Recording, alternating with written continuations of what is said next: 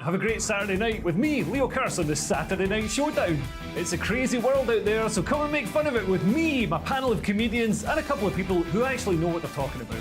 The Saturday Night Showdown is your front row ticket to the clown show every Saturday, only on GBNews, the People's Channel, Britain's news channel.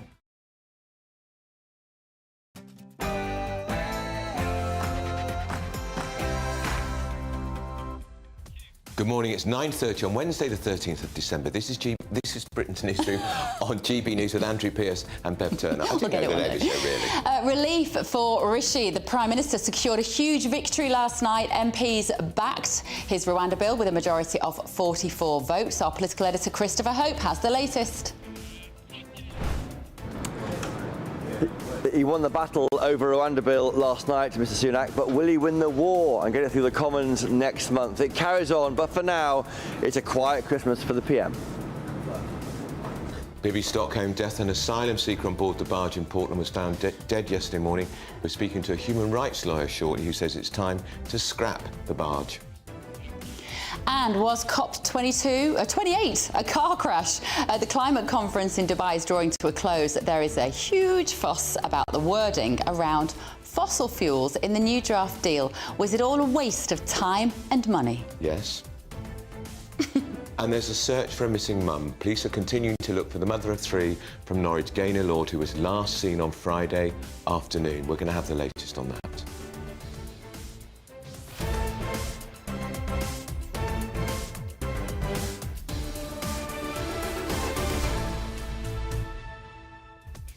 We're also going to be talking a little bit about Strictly Come Dancing, and also we're going to show you the best memes. So a little video put together of basically Rishi Sunak, David Cameron, James Cleverly and Jeremy Hunt. And it's really hilarious. You don't want to miss it. And in fact, it mentions the Reform Party, and we've got Richard Tice in the studio in just a moment to play him the clip as well to see what he thinks. gbviews@gbnews.com is the email address. First, though, here's your very latest news with Tatiana Sanchez.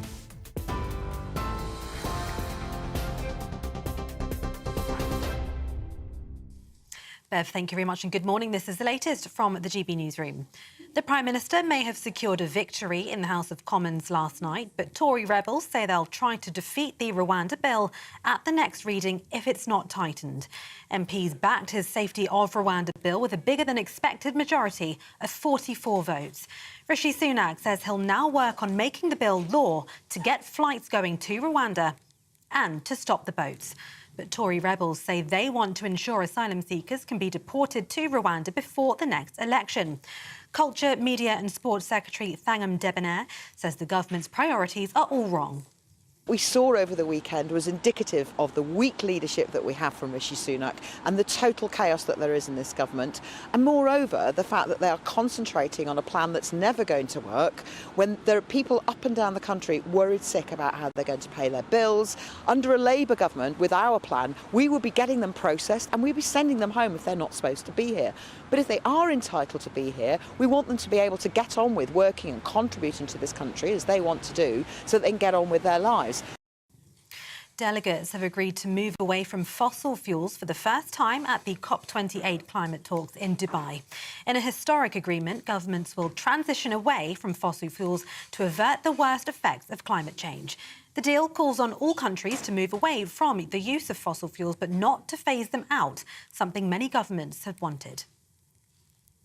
8 million households will get a cost of living payment in February to help with their bills. Those who are eligible will receive the £299 payment directly into their bank accounts without needing to make a claim between February the 6th and the 22nd. The payment's the last of 3 instalments that totalled £900 paid by the DWP within a year. You can get more on all of those stories by visiting our website, gbnews.com. Now back to Andrew and Bev.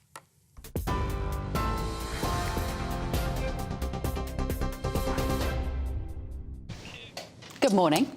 9:34. Now, relief for Rishi Sunak, or at least temporary relief. The Prime Minister secured a victory in the House of Commons last night, with MPs backing his Safety of Rwanda bill with a majority of 44 votes. So he took to Twitter to celebrate and said the British people should decide who gets to come to this country, not criminal gangs or foreign courts. That's what this bill delivers. He goes on. He says we'll now work to make it law so we can get flights going to Rwanda and stop the boats. But this issue is far from over. Despite voting to support the bill, former Immigration Minister Damien Green told GB News he could always rescind his backing at a later date. Any amendment that actually cuts away at basic human rights, that breaks our international obligations, breaks treaties that we set up, that have signed, are wrong because it ruins Britain's international relations and means that we can't sign treaties with anyone else. So things like the treaty with Albania, which has allowed us to get thousands of people not coming here, the number of Albanians coming here has massively reduced. Those sort of treaties we won't be able to sign if we get a reputation for reneging on our international obligations. This is one of those situations when you're looking at politicians, Andrew, and you're just thinking, has the world gone completely mad? Because there still feels like there's so many hurdles that have to be got over. And then we still don't know if Rwanda is going to be a deterrence to people. And it's now cost, I think, £280 million. I mean, Rishi Sunak says the Tory party's a broad church. It's more like 5 cathedrals put together, isn't it? I mean, because the differences, the disagreements are so marked between them. What I think was really significant about the vote last night, 29 Tory MPs abstained.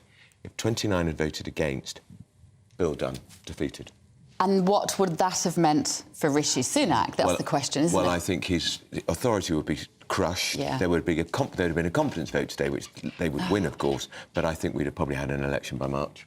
Do you wonder then, do you think with those MPs that abstained, because it was people like Miriam Cates, Suella Braverman, those who would be considered to be on the right of the party, whatever that means anymore, I'm not sure that those old-fashioned definitions of left and right mean anything anymore. Do you think they abstained so that they didn't cause that sort of earthquake within the party? They don't want to get into trouble with their local Conservative association for potentially triggering a general election, but they are. But some of those are just not ever going to be reconciled to this bill. And don't forget, in there, who abstained, Mark Francois of the European Research Group, one of the Spartans on the Brexit bill, said they're not going to back down. And I know you can hear us, number 10, because before we move on, let us just show you this little picture here. This was taken by our very own Olivia Utley. That is number 10, and on the screen there, that is GB News. Yes. So, good morning to you all. Nice to know you're listening. And because they know in number 10 they're going to get punchier, more lively, interesting conversation than they are if they're listening to the state-funded broadcaster, which is boring. Well, I like to think we're offering them a little bit of advice. I think that what we can see on the clip there, that was the weather forecast. Yeah, exactly. Right, we're joined by political editor Christopher Hope from Downing Street. Good morning, Chris. I don't know whether you've got GB News on in the background behind you there at Downing Street. Huge vote last night. Yes. I was trying to see, Bev and Andrew, if it's still on in that window. I couldn't quite see from my position here. I'm sure it is, I'm sure it is. But what has the fallout been from this huge event in the House of Commons about 7 o'clock last night? Yeah, the party is licking its wounds today. I mean, the efforts by the right to try and make a big noise on Monday with that review by the European Research Group with Tory MPs came to nothing. I always thought that by declaring their hands so early on this legislation, that was an opening gambit in a negotiation. And the result of that negotiation was the government, Mr. Sunak, the Prime Minister, said he would harden up the legislation to make it try and bring in new ways to disregard elements of human rights legislation, to move further away from the European Court of Human Rights' jurisdiction. The risk there, though, as you have heard from Damien Green earlier on GB News, is that you'll lose the support of the left. The left are very worried about being anywhere further away from the ECHR. So it's a very narrow tightrope beyond down which Mr. Sunak is walking. He was out last night at the 1922 Committee's reception. He made a joke about warring families at Christmas. He's very relaxed. He gave his Home Secretary, James Cleverly, a big hug when he won the vote. So I think he's feeling quite chipper right now, because he should do, because 44 majority is a lot. But as you both correctly say there, 29 MPs defy the government by not voting at all for the legislation. That is the number required to defeat it. Now, but it's such a tight number. I think the whips will spend the next few weeks into this big report stage when it's looked at as a committee, when they'll try and pick off those rebels slowly, one by one. So it looks like, I think, it's most likely to get through the House of Commons, and the Lords will look at the majority of second reading and feel they can't really amend it. So there's now more likelihood this will be on the statute book by March, April. And Mr. Cleverly, the Home Secretary, did say today in a TV round that he says it's credible to say the first flights will take off in the spring, in May. And then we'll see, Bev, to your question, whether it's going to work or not. We don't know yet. The government certainly hopes it will. The idea was originally to take a few young men who arrive here illegally over the channel back to Rwanda. Well, we'll see if it's going to work. We'll know pretty soon. And if that can break the business model, then that's more than Labour will do. All right, that's Chris Hope, our political editor in Westminster. We're with Richard Tice, who's leader of Reform UK. I think it's going to get marmalised in the Commons. What an absolute farce this whole show has been. I mean, one journalist said they all marched themselves up to the top of the hill, grandstanding, and then they marched themselves down the hill with their pants around their ankles. Yeah. And I think actually that's exactly what's happened. The whole thing's been a complete self-inflicted implosion by the governing party. Total waste of time, taking the population for fools. Because the reality is, the only thing that we know is that we've committed to send them just under £300 million. The only thing we know is that I disagree with Chris Hope there. I don't think it will be on the statute book by March. I think that's very unlikely. Even if it was, you know that there's going to be claims by human rights lawyers on behalf of individual asylum seekers. The chances of any flights taking off is deeply remote. And even then, as we know from a GBNews exclusive report in northern France, it's not a deterrent anyway. The whole thing is a complete...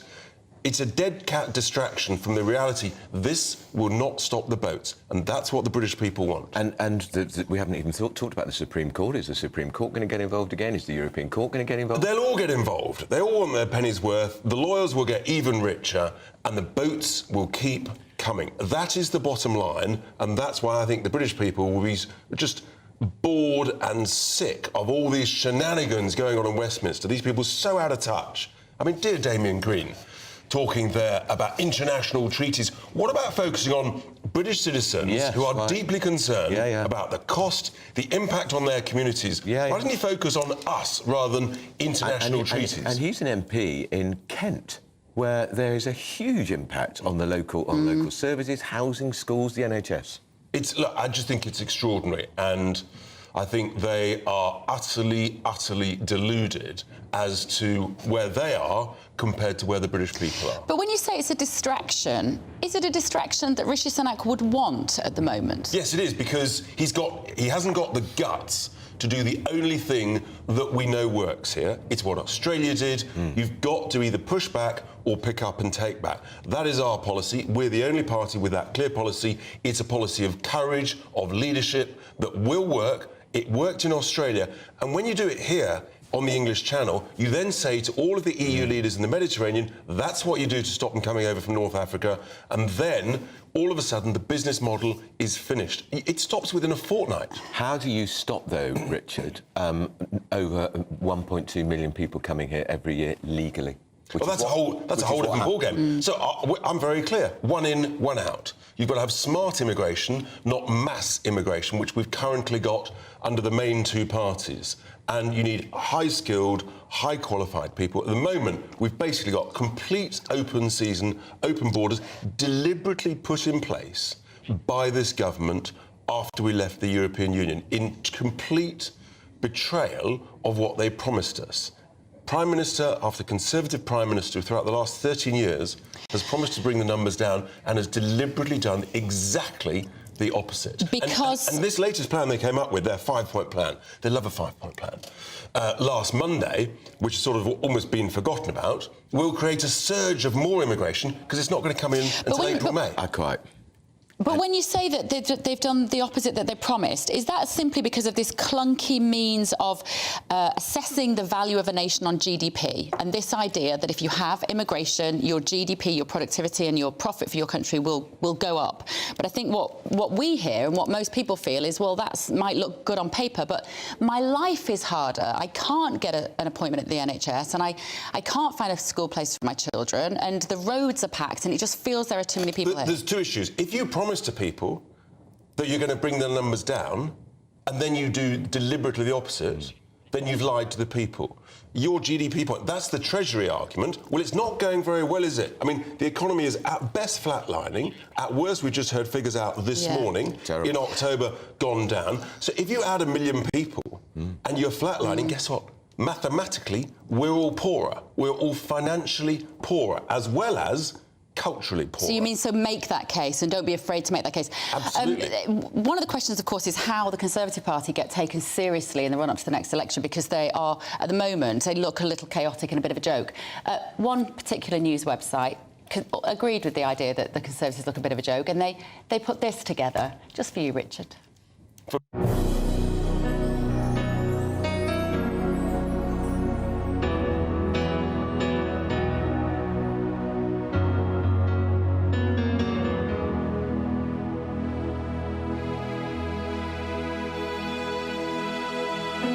Stay now, Tories, if you've got to go away and defect to Reform UK. Stay now. Won't you stay till polling day? Stay now.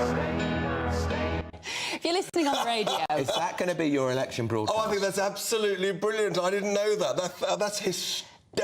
So it's a spoof of an East 17 video. If you were listening on the radio, apologies, we should have voiced over that. James Cleverly, Jeremy Hunt, Rishi Sunak and David Cameron. Cameron's the one I always forget because he's not, apparently, he shouldn't have been in the government. I know, exactly.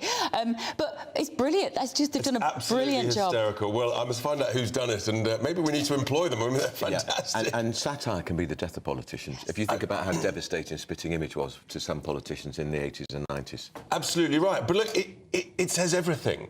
This is a party that's been in charge for 13 years. No one feels better off. No one feels safer on the streets. That's the reality. And look, people want any government to do well on their behalf. But if life gets tougher, the quality of life, as you were just touching on, gets worse. It's harder to get housing, to rent or to buy. It's harder to see a doctor, to get an operation done. Everyone feels we're being let down. I agree with all that, Richard, but you know what the Tories are going to say. You vote for Richard Tice, it's Reform UK, you let the Labour Party in. Look, my response is simple.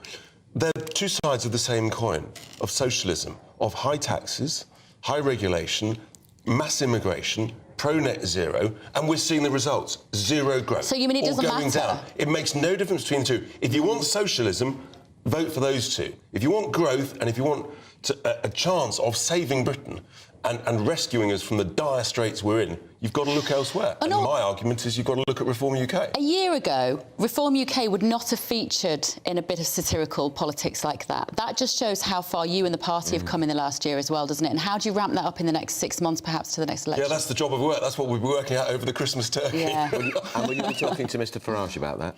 Well, I mean, he's landing, I think, imminently. Anyway. And he's the president, is he? He's the honorary president. Right. I mean, he may well be rushing in the studio to give his latest thoughts. I mean, when I interviewed him on Monday evening, goodness me, he came straight out of the blocks. There was no time for small talk. He was... I mean, I knew he'd be cross by what's gone on in the last 4 weeks. And you could tell, he's absolutely furious. Which bit of it? Oh, I think, well, apart from Cameron coming back, it's the immigration bit, both lawful and illegal, the complete collapse of all the promises. It's what he stood for give or take 20 years. He's seen this, he's predicted it, he's forecast it. He didn't want to be right, but sadly, he is right. And he's very, very angry about it because this has been deliberate by the governing class. He could sense it happening. And the thing is, all of this can be stopped. It can all be turned around, it could all be changed, but you've got to vote for it and you've got to have the courage to do it. Leadership is about courage, and we're not seeing that in the two main parties. That is our case to the people. OK. Right. Thanks, Richard. We're talking to another of your colleagues, actually, by the way, a little later in the programme, Anne Widdecombe. But we're talking to her about... Fantastic dancer. She'll be a great one to talk about the music. And we're going to talk about Strictly too, so don't miss that. Now, an asylum seeker died on board the Bibby Stockholm barge. Dorset Police said they received the report of a sudden death of a resident on the Bibby Stockholm on Tuesday morning. The Home Secretary, James Cleverly, promises the death will be investigated fully. We're going to talk now to David Hay, the human rights lawyer. David, good morning. Good morning to you both. So the human rights industry has already clicked into gear, saying, we knew this would happen, it's wicked, these people should not be kept in such inhumane conditions. That's palpable nonsense, isn't it? I think you're right. Certainly at the moment, we need to work out exactly what happened. I mean, we've had the unofficial reports of what happened, and as easy as it would be to blame the government's policy for causing the death, I think we need to work out the exact facts at the moment. You can't blame them from everything as much as we would like. And I think from my perspective, from a human rights perspective, but also from an economic one, I think the Bibi Stockholm is a white elephant and should be closed. I think it's overly expensive, and just from that perspective. And I remember a while ago I looked at the figures of how much it's costing to put people there, and you could actually send them on a round-the-world cruise for pretty much the same price in terms of a general commercial cruise liner. So I think it should be closed for economical reasons, but also I think for practical and human rights reasons as well. But I don't think we can blame the government just yet. David, obviously we've been discussing the Rwanda vote going through in the Commons last night. What happens now, in your opinion? Bring your expertise to this situation. What's the best case scenario for the boats to stop? I mean, I agree with almost everything that Richard Tice said. I mean, I don't see that this is a way that's going to stop the boats. And I think one of the things that is definitely going to happen is that you're going to have a lot of, there's a couple of words that are going to become very important if the legislation passes in its current form. And that's these words called serious and irreparable harm. And that's the loophole that currently exists in the legislation that would allow court challenges to go forward. So those words, if they stay, will become very important. There'll be a lot of lawyers, probably booking Porsches over Christmas because they'll be making a lot of money on those words unless that's tied up. So I can understand, like I said, from a human rights perspective, I don't think the policy should go through, but I can understand why the likes of Mark Francois and many in the party would be very angry with the current language because it will not stop the boats. So are you saying that the government should tighten it up to the point where no appeals are allowed? Once a deportation is agreed, because that's what Mark Francois and the Tory right want. From my perspective, I wouldn't do that. I think the policy should be scrapped. I think it's a white elephant, a waste. Even from the economical perspective, I just think it should be scrapped, and they should focus on things that will actually work. But from the perspective of the likes of Mark Francois, I can understand why they're very, very angry, because the point from their perspective, this is pointless. It will not stop the boat. There will be court challenges with this current wording. Definitely there will be court challenges. And if you look at, for instance, at the moment, you've got lots of extradition treaties around the world. You've got an extradition treaty that Tony Blair's government put in with the UAE, which presumably at the time, back in, I think it was 2006, we thought that was a safe country. No one has been extradited under that treaty because of court challenges over human rights. So if you look at similar situations, you will get court challenges under this language that will stop people going to Rwanda. On what sort of basis, David? On what sort of basis might they make such a claim? Well, I think, that will come down to the interpretation of those words, serious and irreparable harm. What does that mean? And that's where the judges will come in, and then you will get evidence as to what that means. So, as an extreme example, if one of the people coming across could argue that they are a member of their family is a member of the opposition of the president of Rwanda, and their life would be immediately at risk, that would be an example, I think, that would be easily, would qualify. But then also you've got this stage where when you bring in things like mental health and when you bring in LGBT rights, and I can just imagine so many potential ways, at least to start a good argument, whether or not they go forward. And that's the thing. It opens the gates to court. So I can fully understand why people that want to close the route for courts to get involved completely would be very unhappy with this legislation, because it will not do that. OK, fascinating. David Hay, thank you so much, as always. We just need to read this. We just need to read this statement. Oh, yes, we do. Sorry, this is about the asylum seeker who lost his life. The Home Office have said this is a tragic incident, and our thoughts are with everyone affected. The welfare of all of those in our care is of the utmost importance, and we take our responsibility for their well-being incredibly seriously. This will now be investigated by the police and a coroner. It is right that the facts and circumstances surrounding this death are established. It will be investigated by the police and the coroner, etc. Just very briefly, Richard, a former Lord Chief Justice is saying that these asylum seekers should be allowed one appeal and one appeal only. One word. Agreed. Maximum. That's it. That's your word. That's what you're allowed. Richard, great to see you. Right, still to come this morning, Harry and Meghan are Hollywood's biggest losers. The Archewell Foundation has lost almost £9 million in revenue. We'll be discussing that. It's Britain's Newsroom on GB News. A brighter outlook with Box Solar, sponsors of weather on GB News.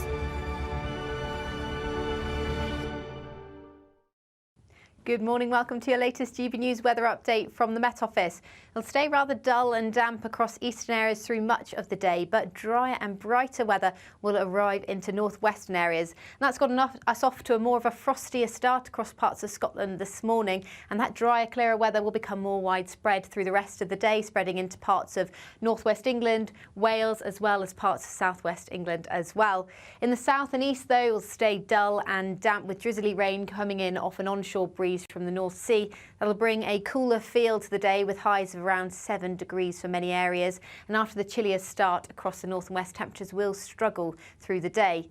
That clearer slot of weather then moves further eastwards throughout the night tonight. That will allow a more widespread frost to develop, particularly across central and eastern areas by tomorrow morning. Further north and west, though, we do see the next band of rain push in. That could bring a spell of hill snow across parts of the Pennines, and generally it'll just be a colder feel to the start of the day on Thursday. The rain pushes east through the course of Thursday, so cloud will thicken and some drizzly rain is expected at least by the afternoon, but the rain does tend to fizzle out by the latter part of the day, and it does turn drier and brighter across many central and western areas by Thursday afternoon. Temperatures are starting to climb as we're picking up milder air to highs of 12 degrees on Thursday in the south. We'll also see 12 degrees in the north on Friday.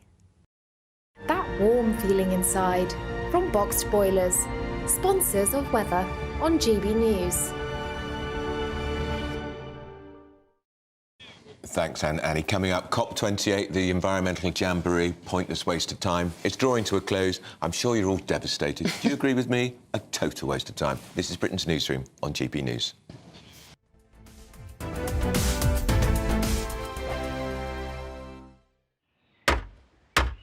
Who is it? We're here for the show. Welcome to the Dinosaur Hour with me, John Cleese. I was married to a therapist. And you survived? I thought we were getting Hugh Laurie. Second best. You interviewed Saddam Hussein. What's that like? I was terrified. I'm playing strip poker with these three. Oh! No, thank you. My CDs need to be put in alphabetical order. Are you going to be problematic again? The Dinosaur Hour. Sundays on GB News. Good afternoon, Britain. Good afternoon, Britain. Join us, Tom and Emily, To find out what's happening in the heart of Westminster. and why it matters to you. Weekdays from midday, we bring you the most compelling stories from across the United Kingdom. And from your doorstep to our inbox. That's right, we want to hear from you. GB News. Britain's news channel. I think the most exciting bit for me is talking to people. People who I think are ignored often by the major news channels. We're going to give news they want to hear. There's a voice there that needs to be heard. I think there's a chance here for a diversity of opinion to be expressed, which you don't find elsewhere. It's really exciting. We don't hold back. We're free to say how decisions that are taken here affect us all around the country. Only on GB News, the People's Channel, Britain's news channel. I'm Michelle Dewberry, and I'm not here to tell you what to think. I'd much rather hear what you have to say. So send in your opinions to gbviews@gbnews.com. Keep them clean, and you never know, I might read them out. With my panel here on Jubes & Co, we debate, we get stuck into the issues of the day on a show where all views are welcome, especially yours. GB News, the People's Channel, Britain's news channel. In the GB Newsroom, we bring you the news as it happens. With our team of dedicated journalists across the UK, we're ready to give you accurate reporting every day. When the news breaks, we'll be there with bulletins on GB News, the People's Channel, Britain's news channel. Your weekend starts here with Friday Night Live with me, Mark Dolan, 8 till 9 on GB News. Big stories, big guests and big laughs as we get you ready for a cracking weekend.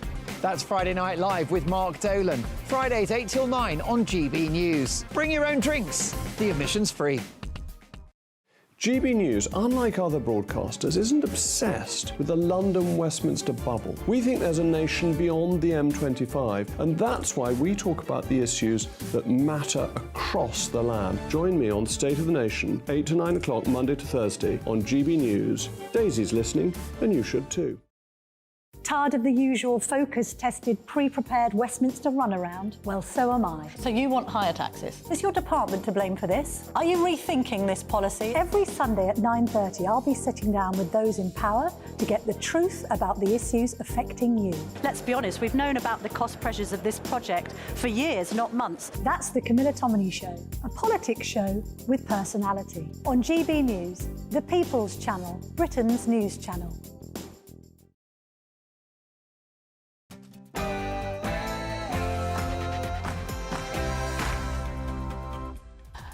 It's 10 o'clock on Wednesday, the 13th of December. This is Britain's Newsroom on GB News with me, Bev Turner, and Andrew Pearce. Relief for Rishi. The Prime Minister secured a bigger victory than expected last night, but 29 Tory MPs abstained from voting on that Rwanda deal. Our political correspondent, Olivia Utley, has the latest. Yeah, Rishi Sunak lives to fight another day, but the can has really just been kicked down the road. Come the new year, Sunak will have to face his problems all over again, and the result might not be so rosy. And was COP28 a complete waste of time? The climate conference in Dubai is drawing to a close. There is a huge fuss around the wording about fossil fuels and whether they should be phased out in a new draft deal. Do you think it was all a waste of time and money? And offensive and embarrassing, that's the verdict of former BBC executive Danny Cohen about Gary Lineker, and he says it's time for the BBC to part ways with the insolent sports commentator after his latest bout of political tweets. And they call it puppy love. It turns out we're becoming more concerned with buying pets, our presents for our pets rather than friends and family this Christmas. Are you one of them? And royal funding flop. The Duke and Duchess of Sussex, they've been dubbed among the biggest losers of 2023 as their Archwell Foundation, that's their charity, faces a nearly £9 million drop in revenue.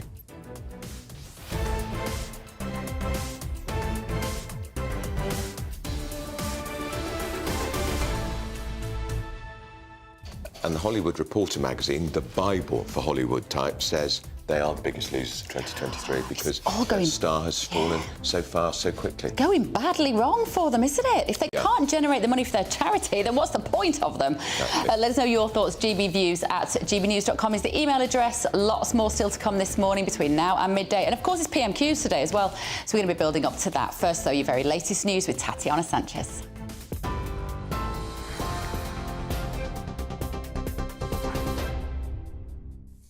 Bev, thank you very much and good morning. Your top stories from the GB Newsroom. Tory rebels have warned they will vote against the draft Rwanda law when it returns to the Commons in the new year unless it's amended. MPs backed the bill with a majority of 44. No Tory member voted against it, but 38 abstained, which is enough to vote the legislation down at the next reading. The Prime Minister says he'll now work on making the Asylum bill law to get flights going and to stop the boats. Rebels say they want to ensure asylum seekers can be deported to Rwanda before the next election.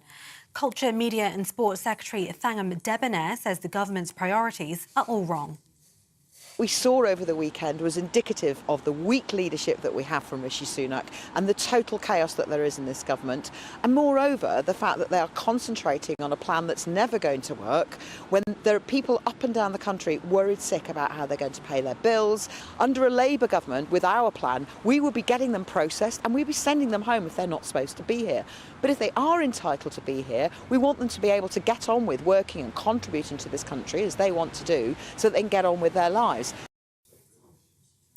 The UK economy has seen a surprise decline according to the Office for National Statistics. The size of the economy contracted in October according to an early official estimate that showed a fall of 0.3%.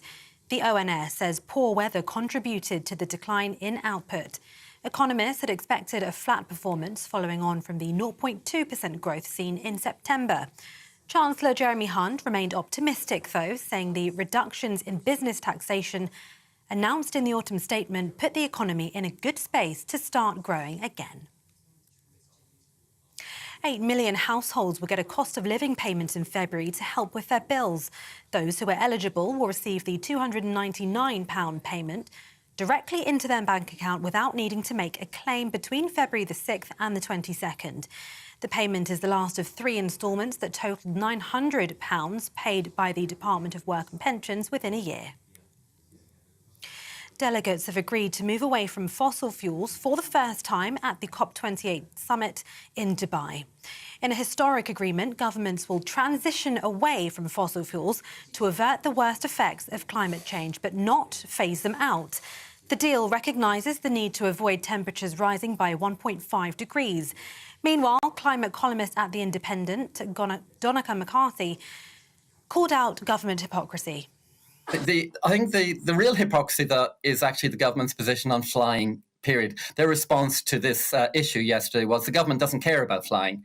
Well, we absolutely must care about flying because the carbon emissions are staggering.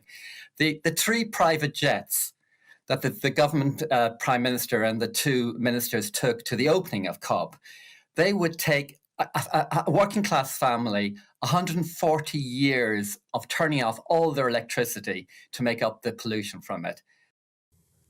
The UK is unprepared for a ransomware attack amid a lack of government investment, according to a new report.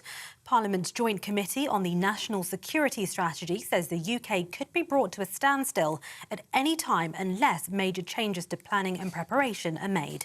Ransomware is a form of cyber attack and has been used in high-scale digital incidents in the country, such as on the NHS in 2017. The report says the UK's regulatory frameworks are insufficient and outdated. Ministers are unable to prove that billions of pounds on procurement was spent wisely, according to a cross-party group of MPs. The government has not been able to demonstrate taxpayers were getting value for money from the £259 billion spent on public procurement in 2021 and 22. In a report published today, the House of Commons Public Accounts Committee blamed the poor quality of published data on government contracts. It also said departments were not doing enough to secure competition for contracts. It was robust, resulting in taxpayers' money being wasted. And Emmy Award-winning US actor Andre Bauer has died at the age of 61. The 2-time Emmys winner was best known for starring in Homicide and as Captain Raymond Holt in the US sitcom Brooklyn Nine-Nine. Bauer died on Monday after a brief illness. During his career, he was nominated for 11 Emmy Awards. This is GB News across the UK on TV, in your car on digital radio and on your smart speaker by saying Play GB News. Now back to Andrew and Bev.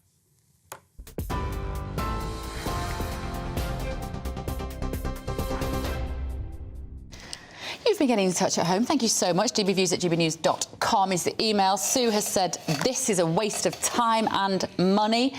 She's talking about the Rwanda situation and whether we're going to get anybody on any planes. And it has cost nearly 300 million.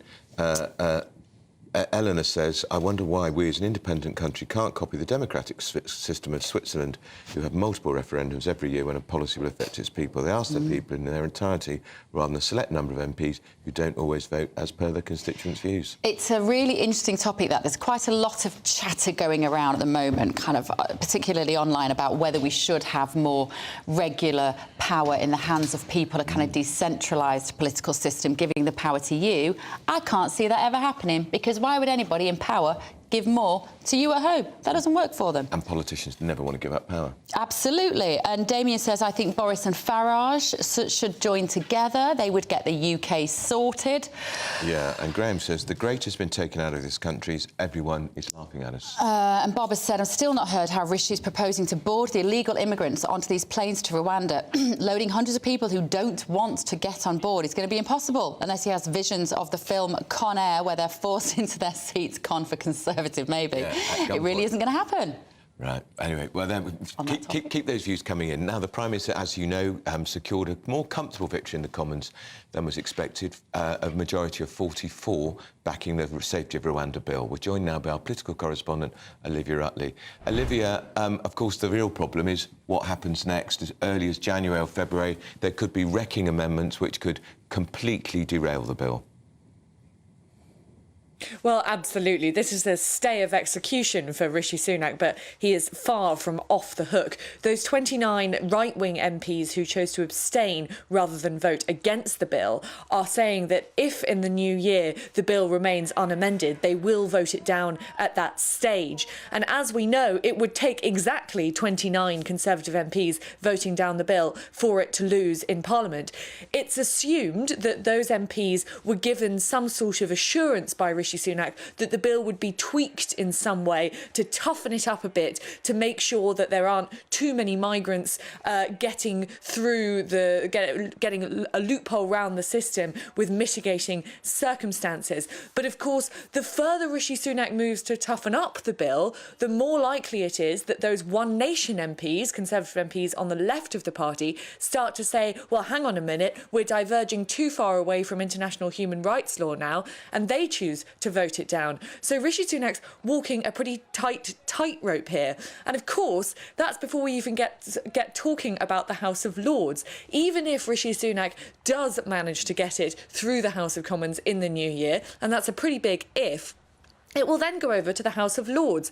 And as we know, the House of Lords is much more left-leaning than the House of Commons. Only a third of peers are actually Conservatives. So it's very likely that what happens in the Lords is the bill gets massively amended and then sent back to the Commons in what's known as parliamentary ping-pong, amended again, sent back to the Lords. This could take months and months and months. And by the end of it, the bill could be completely unrecognisable to the one that Rishi Sunak put on the table yesterday. Indeed, that's Olivia Utley, our political correspondent in Westminster. We're delighted to say joining us in the studio for the first time is the barrister and columnist for Perspective, Sam Foles. Sam, is this scheme, Rwanda, is it doomed in its current form? I think it was inevitably doomed, and in a way you can really give Rishi Sunak credit because he's united the entire country on one thing, which is we all agree this isn't going to work. I'm not sure I agree. I think more than that is in choosing this hill to die on, a really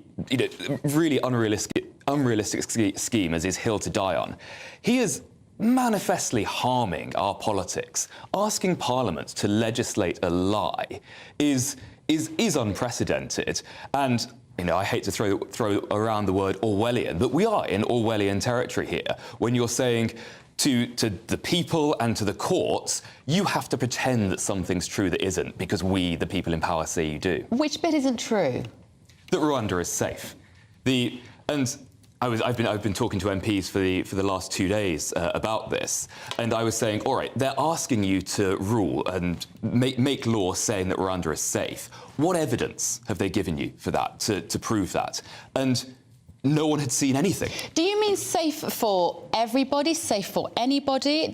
I mean, listen, I know this is flawed, but I still have faith that enough checks and balances have been done by the number of politicians who've gone over there to set up this system to know that there is a quality of life to be had in Rwanda. Whether it works as a deterrent, I don't know, but who would be at risk?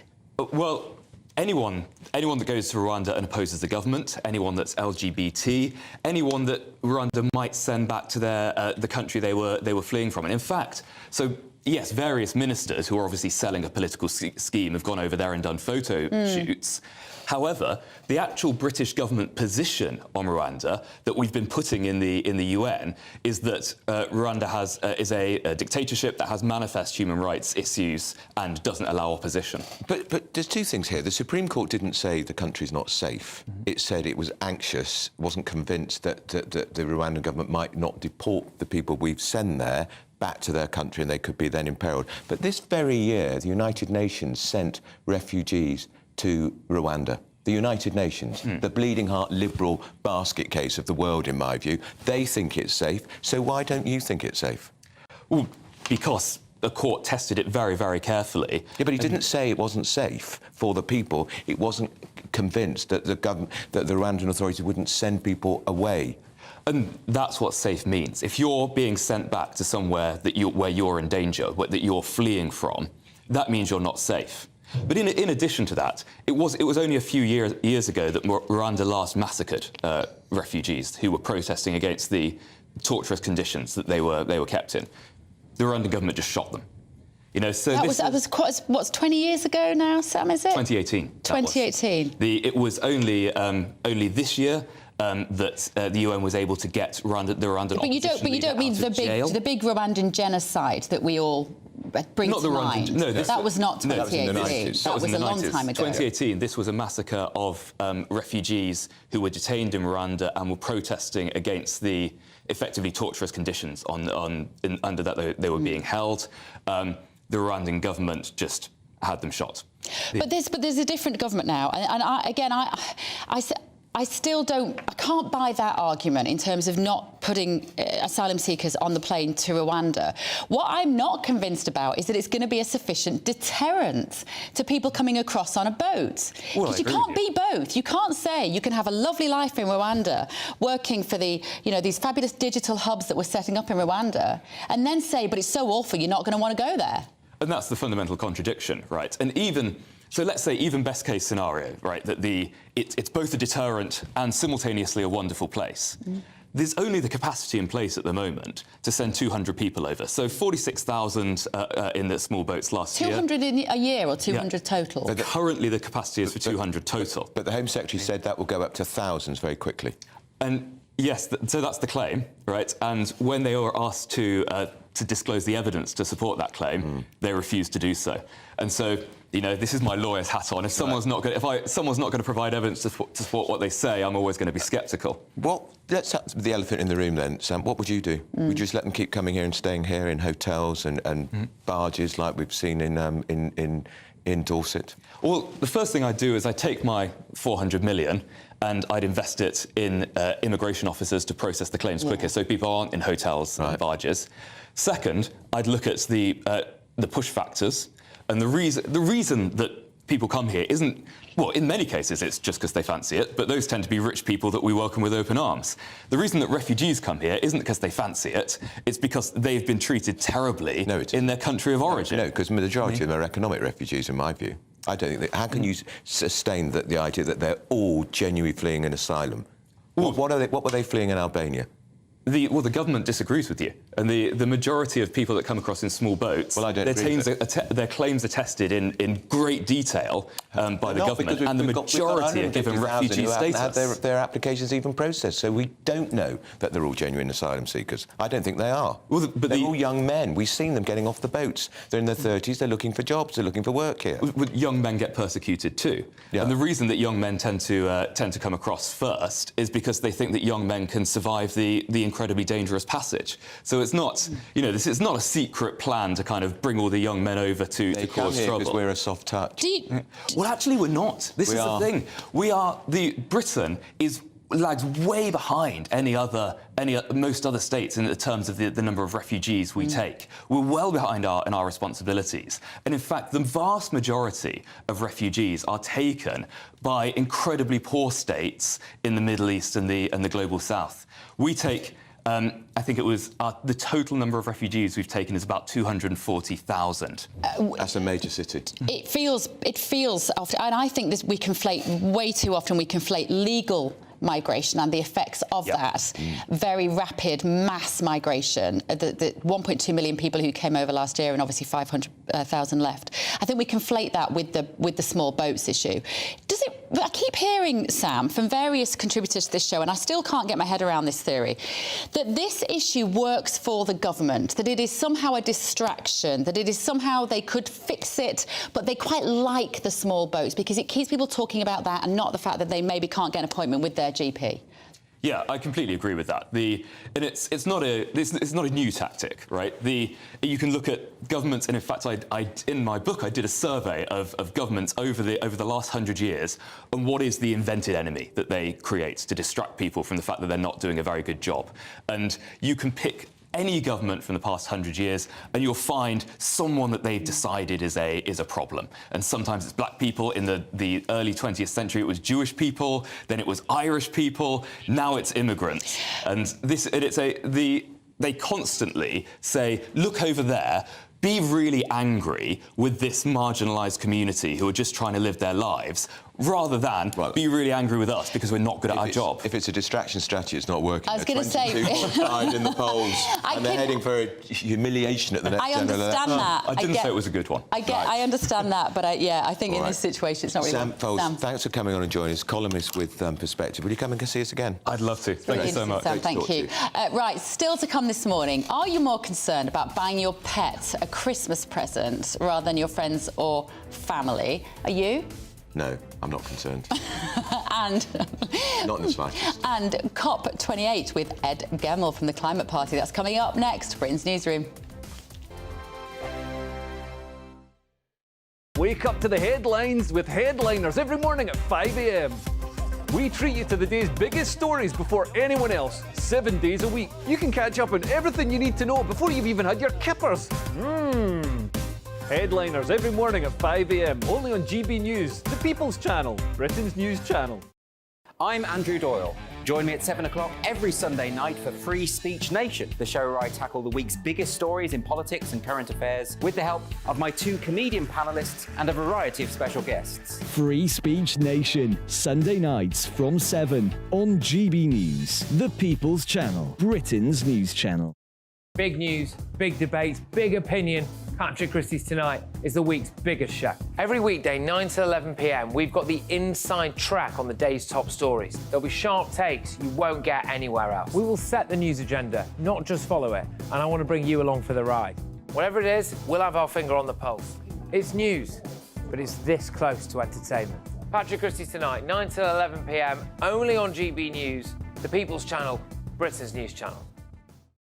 Now then, Lee Anderson here. Join me on GB News on my show, The Real World, every Friday at 7 p.m. I'm not eating bloody cat. Are you Delicious. mental? Open your mouth. OK, here comes a train. Reminds me of the scene in Singing in the Rain. Adam, is that a good one? Whoa! Join me at 7 on GB News, Britain's news channel. What you get for breakfast is something that, if we do our jobs right, you will wake up to news that you didn't know the night before. It's a conversation. It's not just me and Eamon. We want to get to know you, and we want you to get to know us.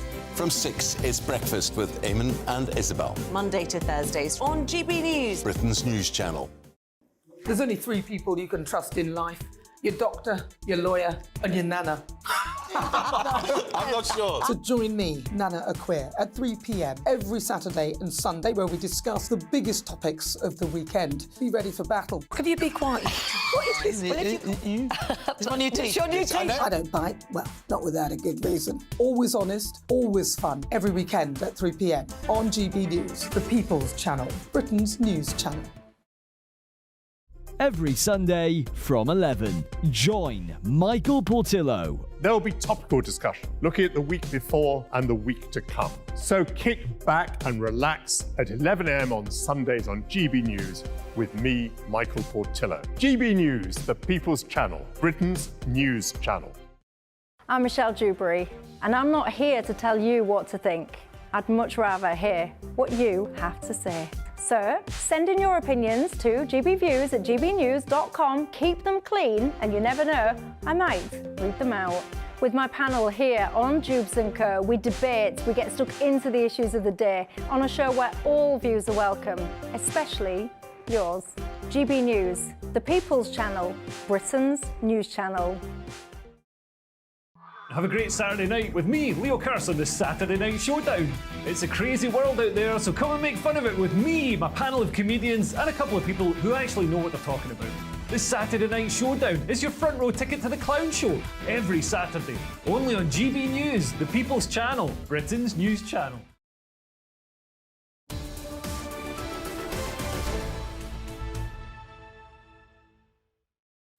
Very good morning. It's 10:22. This is Britain's Newsroom on GB News. Now, COP28, the climate conference in Dubai, is drawing to a close after overrunning by one day, and there's a big fuss about the wording around fossil fuels in a new draft deal, which has finally been agreed. So has it been a success or a complete waste of time? Let's ask our favourite environmentalist, Mr. Ed Gemmell from the Climate Party.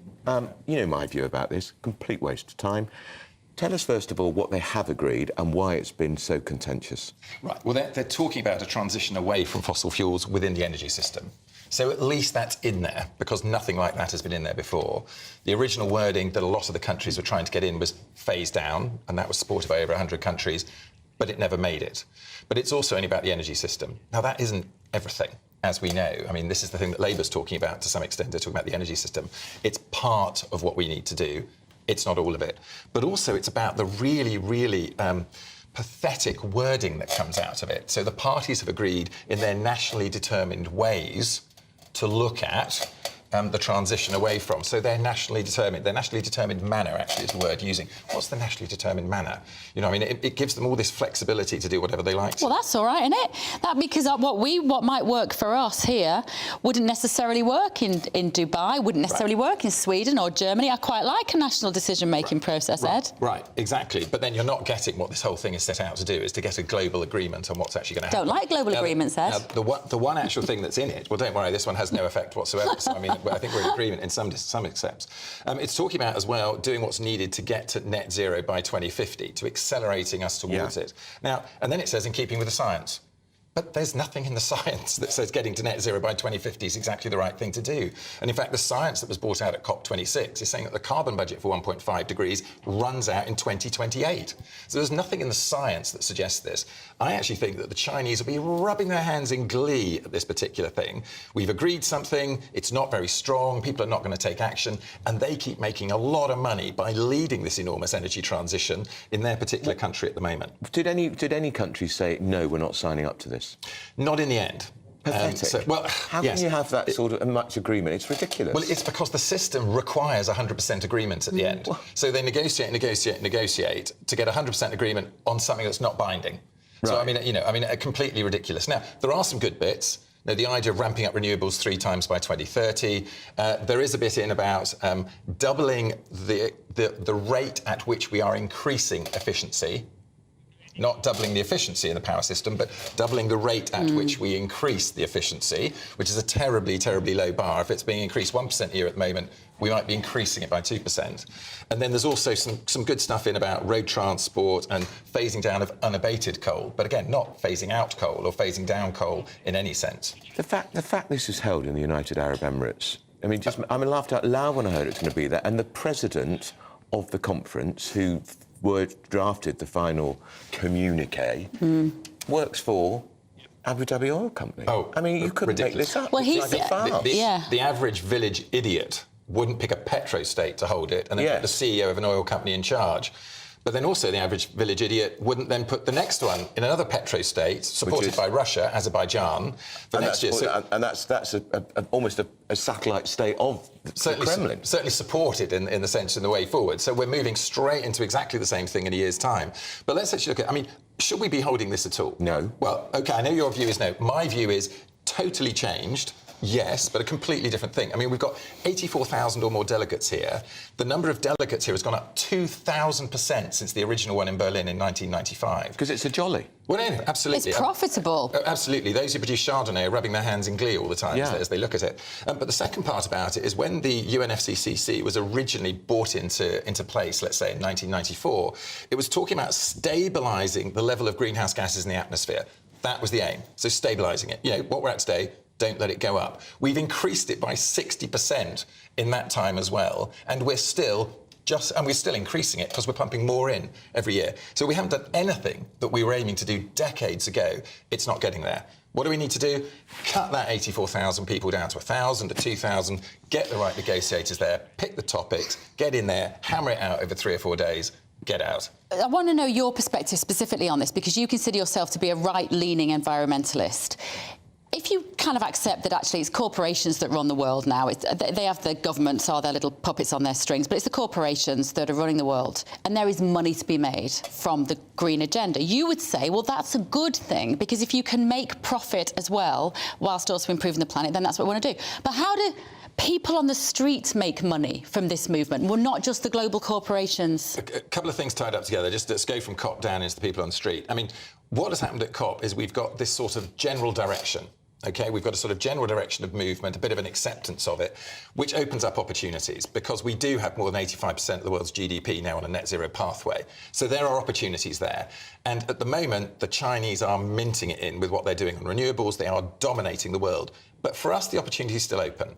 Because the world hasn't committed to real action, Britain could leap ahead now and start getting the action going, unleash the city, which the Prime Minister has talked about recently as well. But this would unleash the city if we brought our targets forward and grabbed the opportunity. And then, for the man in the street, the average person, you and I and everybody else, there would be the opportunity to have more money coming into the country because we increase the amount of goods that we're exporting, we increase our industrial capacity, we start to lower our trade deficit, hopefully turn it the opposite way round and have a positive balance of payments, and then we start having more money for the NHS, for the police, for social services, and for everything we want to be doing here. I'm with you on part of that, Ed, but I just don't see how it ends up in the pockets of normal people. But we will have to carry that on another day. Thank you so much. Thanks for coming, Ed Gamble from the Climate Party. Christmas is approaching, and new research shows it's our pets who are keeping us truly merry. A fifth of the UK also state that one of their most cherished moments during the festivities is gifting their dog or cat with a Christmas present. And that includes Eamon Holmes, we learned today. But do we just cherish our pets at Christmas? Well, joining us now is the Battersea Dogs and Cats behavioural expert, Rob Bayes. Good morning, Rob. OK, so why now? I've got to put my cards on the table here. I am frightened of all dogs. I'm frightened of all animals. I know it's a bit pathetic. I've got two useless little guinea pigs that I can't even pick up. So sell it to me. Why, as a pet owner, would you want to spend money on giving them a piece of tat? Yeah, so we know from research that around about 80% of people that were surveyed through Pedigree and a partnership with Battersea, they explained that pets form a huge part of their Christmas period, and that they really do embrace their pets during the Christmas period. Obviously, our pets are important to us. They offer companionship. A lot of people rely on their pets. They offer sociability. They can get you out for exercise and things like that. So it's really quite rewarding to have a pet, whether that's a cat or a dog. And obviously, we want to share that festive joy with them as well. We want to engage them through the entire Christmas period, whether that's giving them presents, having a pet-friendly Christmas dinner as well, which obviously Pedigree can provide. We want to make sure that they're included. They're a big part of people's families, and especially in the last few years, we've needed our pets more than ever. Rob, what's a pet-friendly dinner? Does that mean I've got to eat pedigree chum instead of turkey?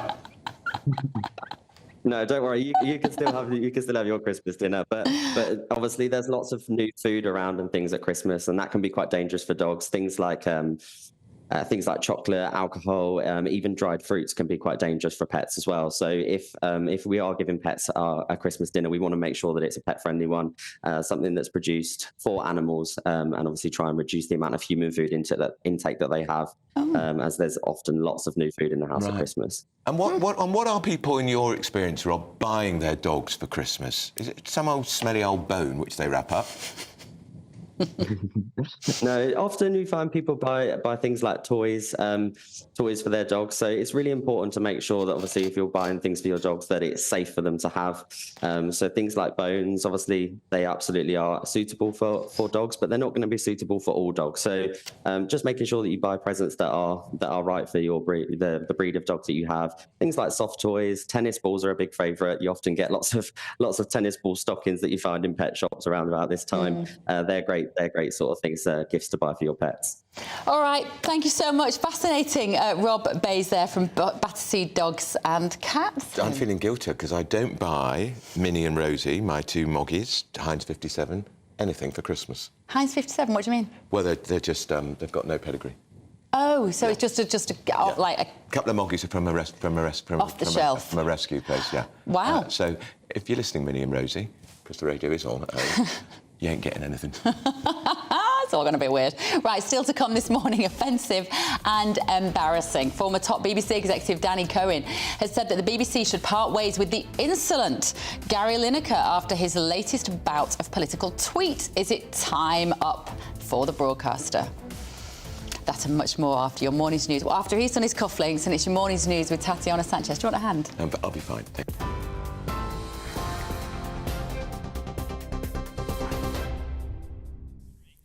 Bev, thank you. It's 10:33. I'm Tatiana Sanchez in the GB Newsroom. Tory rebels have warned they'll vote against the draft Rwanda law when it returns to the Commons in the new year, unless it's amended. MPs backed the bill with a majority of 44. No Tory member voted against it, but 38 abstained, which is enough to vote the legislation down at the next reading. The Prime Minister says he'll now work on making the asylum bill law to get flights going and to stop the boats. Rebels say they want to ensure asylum seekers can be deported to Rwanda before the next election. The UK economy contracted faster than expected, with Office for National Statistics data showing a 0.3% fall in October. All three main sectors fell into negative territory for the first time since July, with services the biggest driver of the downturn. Manufacturing and construction was affected by poor weather. 8 million households will get a cost of living payment in February to help with their bills. Those who are eligible will receive the £299 payment directly into their bank account without needing to make a claim. It will be the last of 3 instalments totalling £900 to be paid within a year. Delegates have agreed to move away from fossil fuels for the first time at the COP28 climate summit in Dubai. In a historic agreement, governments will transition away from fossil fuels to avert the worst effects of climate change but not phase them out. The deal recognises the need to avoid temperatures rising by 1.5 degrees. For more on all of those stories, you can visit our website, gbnews.com.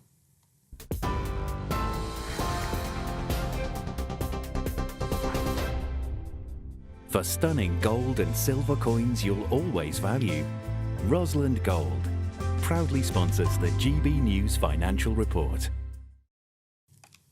Here's a quick snapshot of today's markets. The pound will buy you $1.2526 and 1.1612 euros. The price of gold is £1,583 and 1 pence per ounce. And the FTSE 100 is at 7,568 points. Rosland Gold proudly sponsors the GB News Financial Report. It is 10:35. Still to come this morning, Meghan Markle and Prince Harry's Archewell Foundation suffers an almost it's not funny, I shouldn't be laughing. A £9 million drop in revenues. Donations have dried up. What are they going to do? So people can't stand them. This is Britain's Newsroom on GB News.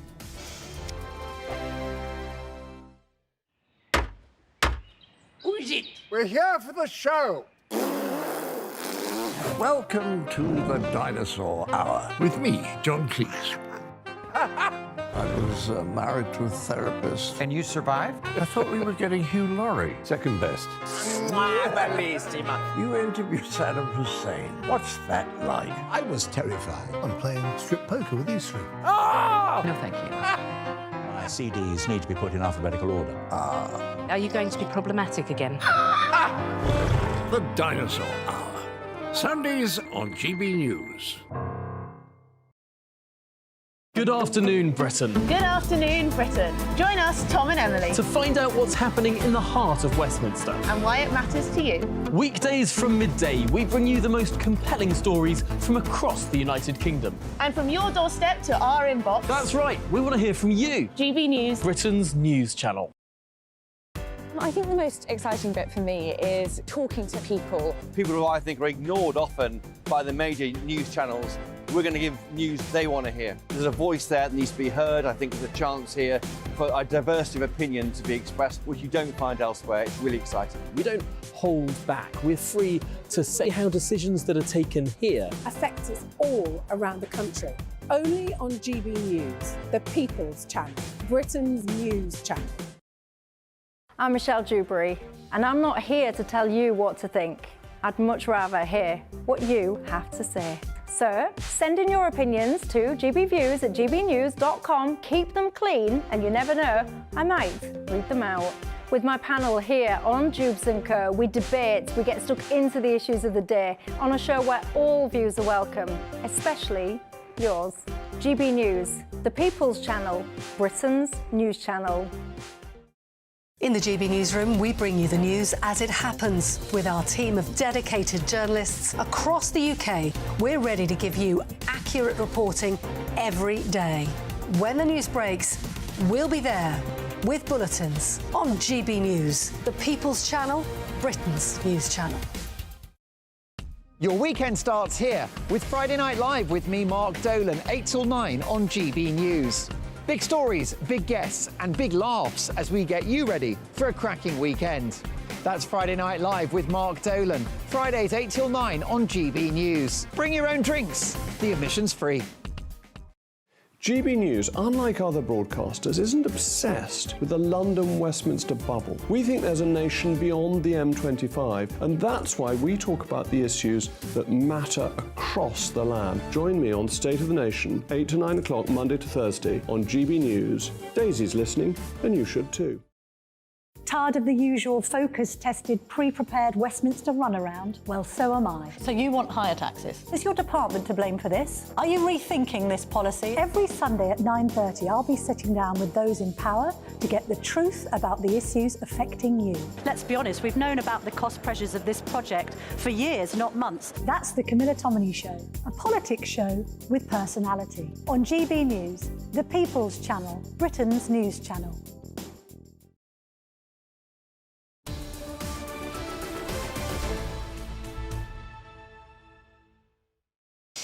10:39 with Britain's Newsroom on GB News with Andrew Pearce and Bev Turner. We're going to talk now to the Tory MP for the Isle of Wight, Bob Seeley. He voted for the Rwanda bill last night. Bob, morning to you. Morning, Bev. Morning, Andrew. How are you doing? And a more comfortable majority, perhaps, than some people were predicting. Yeah, to be honest, I thought it was going to be a bit closer, so I'm absolutely delighted that it was a good, comfortable majority. Well done, the Prime Minister and James Cleverly. Who abstained, Bob? What was their motivation?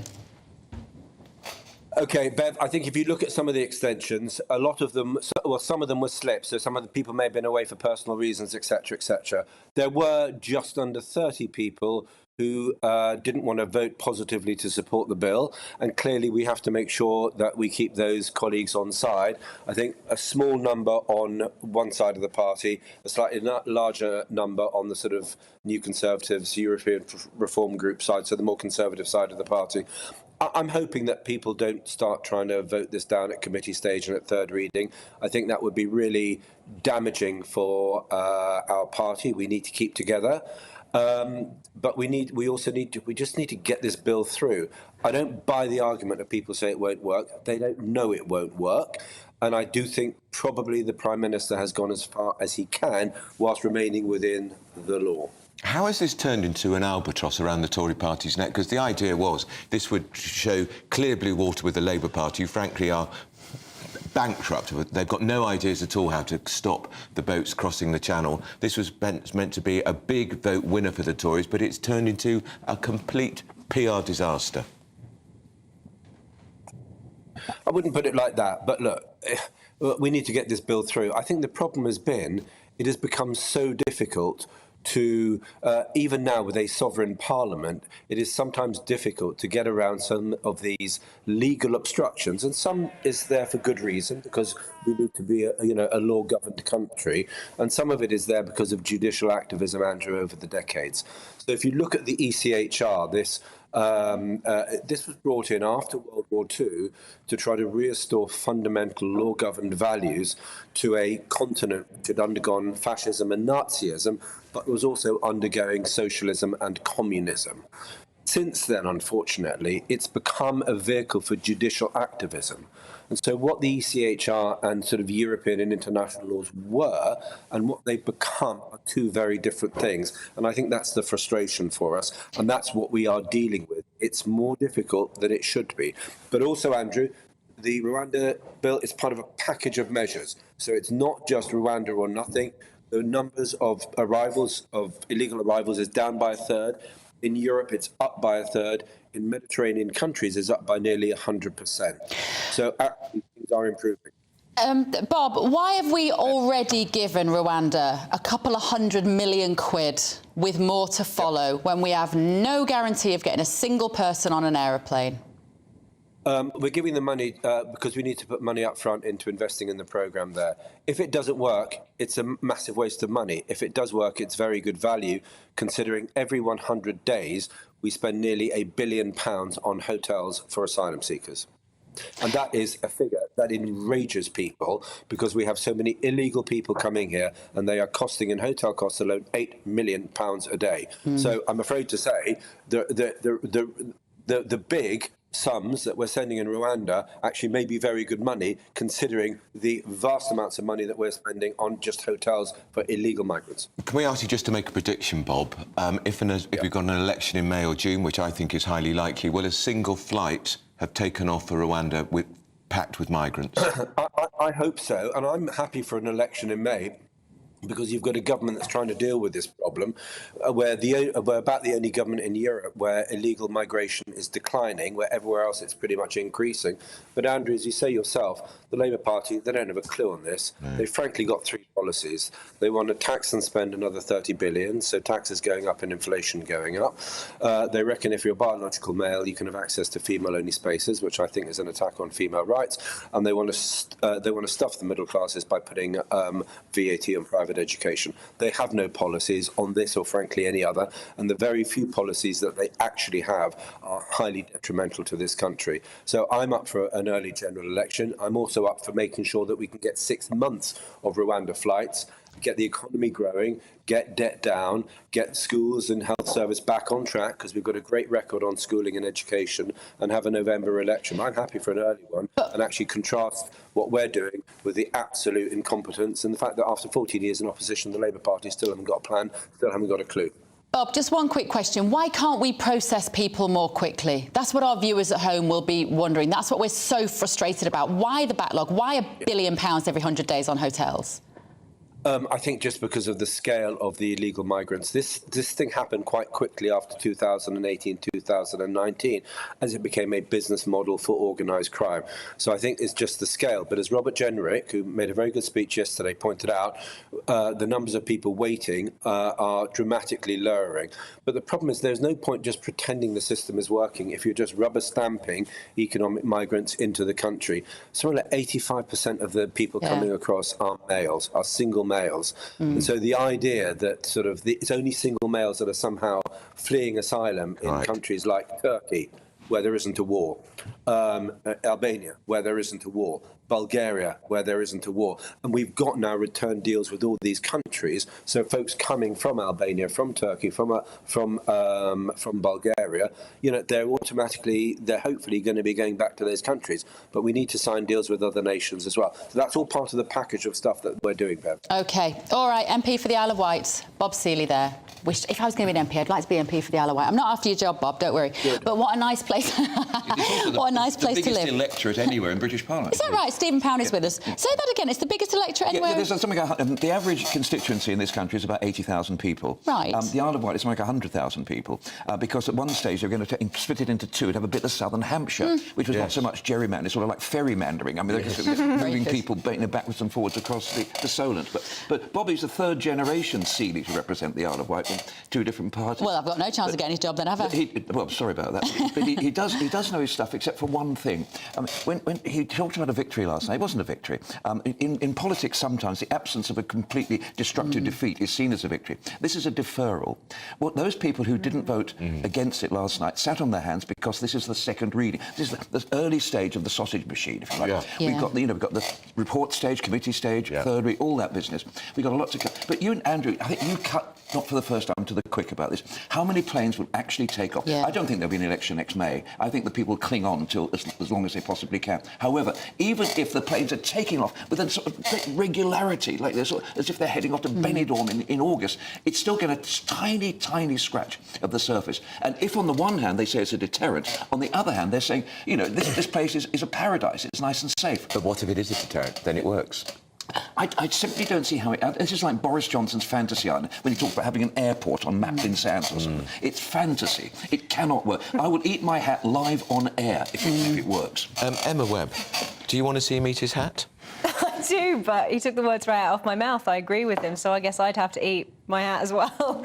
I think you're right that this is a deferral, and actually it's interesting that Bob Seeley used was talking about sovereignty of Parliament, because actually the question mark is over whether Parliament really is sovereign. It's supposed to be, you know, the sort of last stop when it comes to our legislation, but we've got the Supreme Court and we've got international courts that are actually the ones who are calling the shots. So I think Stephen's right when he says that this is just a deferral, because I think the reason why these MPs have chosen to abstain, 29 MPs choosing to abstain, even though they are dead set against this bill, because they don't think that it's robust enough. And I agree with them. I don't think it's robust enough. I think it's fantasy to think that this bill is not going to be abused and shot down in exactly the same way as previous attempts to make these deportation flights have been. But I think what they've done is that they've chosen to abstain, possibly partly because there was a concern that the Conservative Party would basically be over if this legislation didn't jump this hurdle. But their plan is to put in amendments later that will tighten up this bill and hopefully make it work. I don't feel particularly hopeful that they would be able to do that, partly because there is also another enormous group of MPs, the One Nation Conservatives, who want to put amendments to sort of balance that out.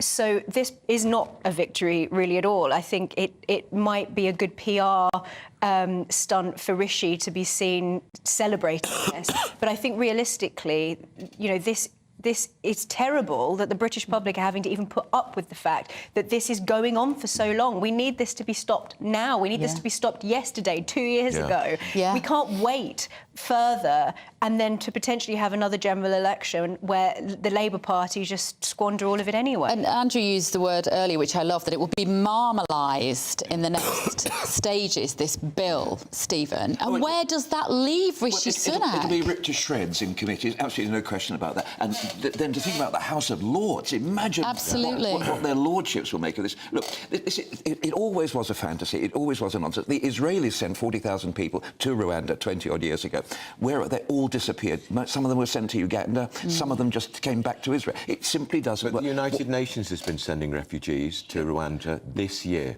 And sending refugees from Rwanda. They actually, there's a United Nations post in Rwanda, which is for people from Rwanda seeking asylum outside Rwanda. Look, what we did back in the long, distant days when we had a Labour government, we had nothing like these figures because we processed people in Sangatte or in Dover or on the south coast. There's a lot of the people who come here, leaving aside, you know, your single men, you know, from Albania or Bulgaria or wherever, you know, they shouldn't, they would turn them around, send them straight back. But somebody from Iran or Afghanistan, if we send them back to Kabul or Kandahar or Tehran, you know, the scimitars are going to be sharpened on the runway. They're going to not last. It's not going to happen. So let's, those people who have a legitimate right, let's get them in here, let's get them working, and let's get them paying tax. Stephen Pound, do you have no shame? What Tony Blair did on immigration to this country between 2000 and 2010 was appalling. He opened the floodgates deliberately and willfully to change the country. You're talking about European... No shame. No, sorry, you're talking about the expansion of the European Union when Poland...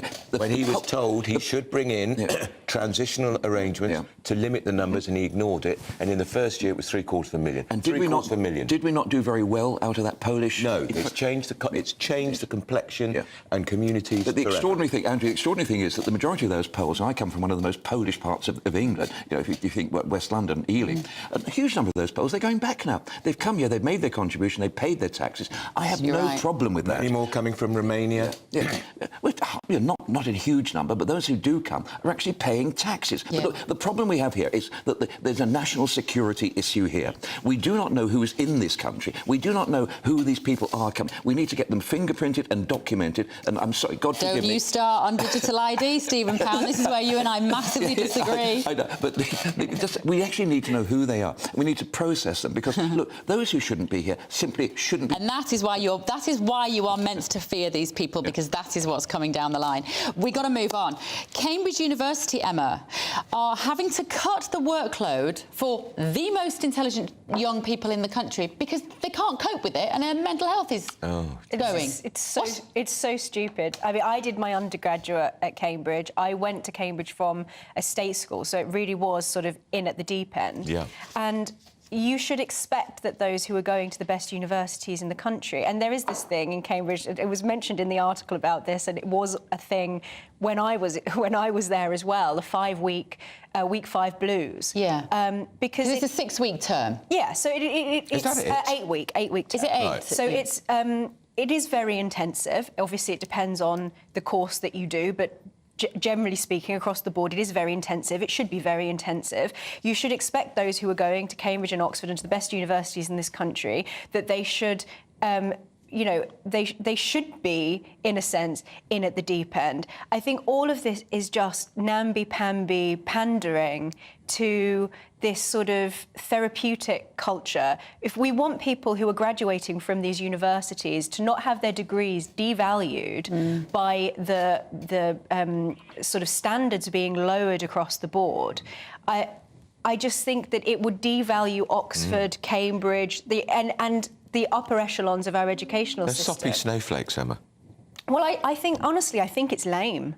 I think But it's I wonder lame. why. It shouldn't be Why? easy. It should not be No. easy to go to Cambridge. Why now? No, it's... We've only got 20 seconds, but Yeah. Stephen, why now is this generation not able to cope? Well, because as the professor at Cambridge said, he said that people are just more demanding now. But they are a bunch of milquetoast snowflakes without a shadow of a doubt. We'd never had any of this nonsense at LSE. We worked hard. But remember that there will be a lot of students who don't... We got to go, guys. Up next, we're going to be joined by two MPs who supported Rishi last night. Find out what they think about the Rwanda rebels. See you in a minute. A brighter outlook with Box Solar, sponsors of weather on GB News.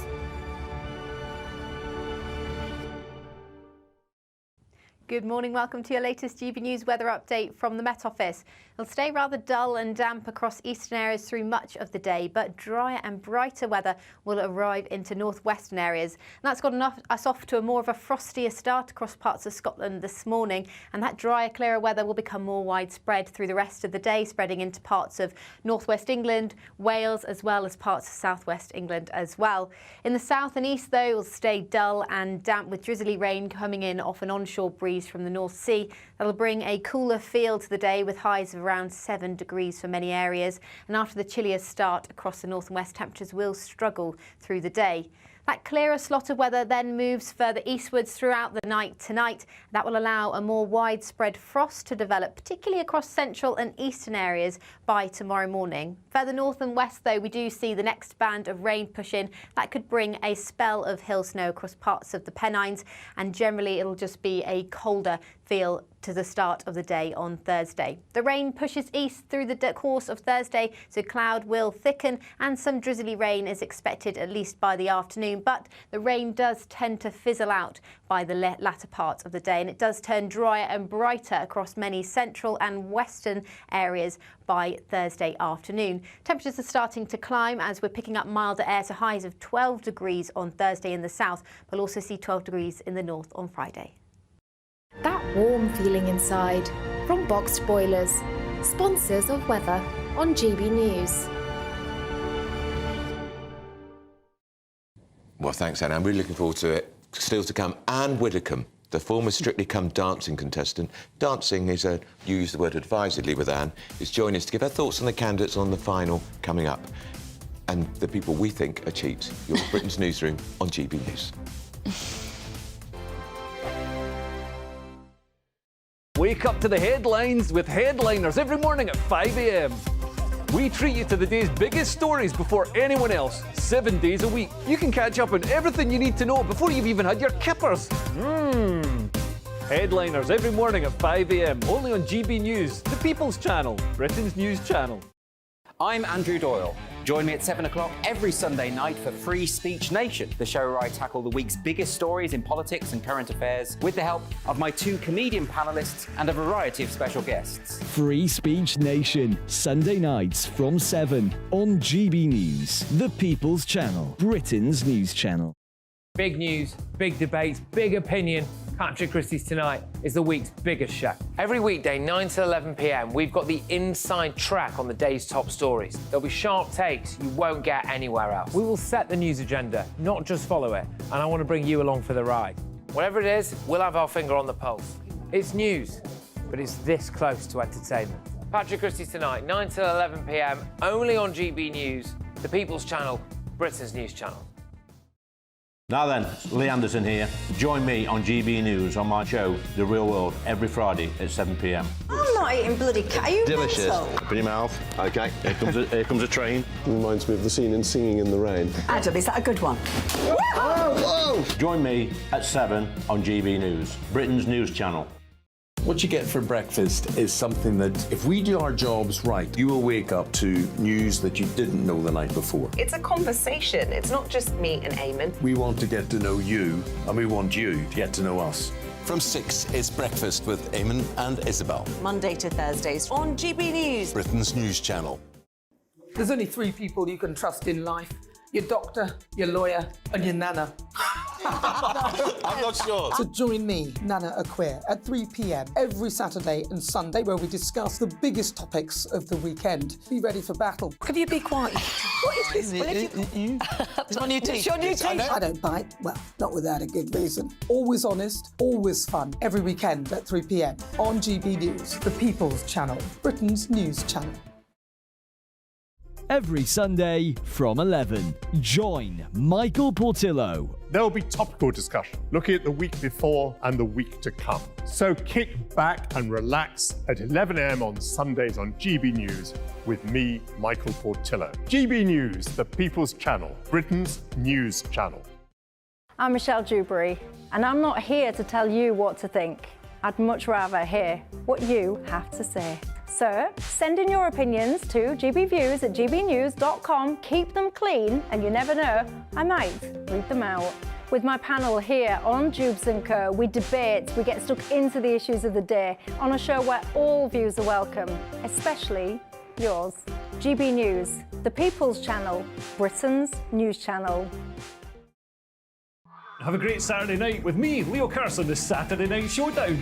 It's a crazy world out there, so come and make fun of it with me, my panel of comedians, and a couple of people who actually know what they're talking about.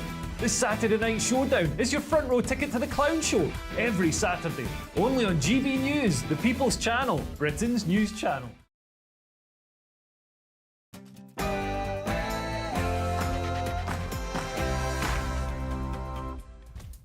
It's 11 a.m. on Wednesday, the 13th of December. This is Britain's Newsroom on GB News with Andrew Pearce and Bev Turner.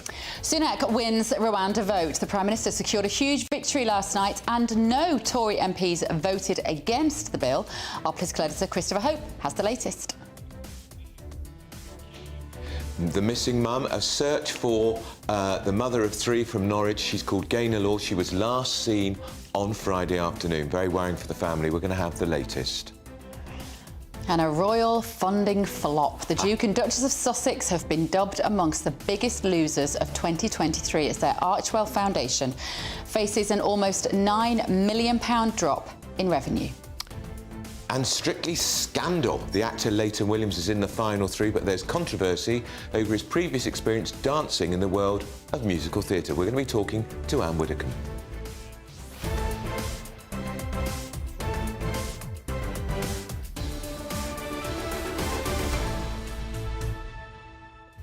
I went to see her in Strictly. I was going to say Anne Widdecombe, who didn't dance in musical theatre. Yeah. I went to see her in Strictly and she got through, and I have to say, she would by her own admission admit, she didn't exactly dance the routine.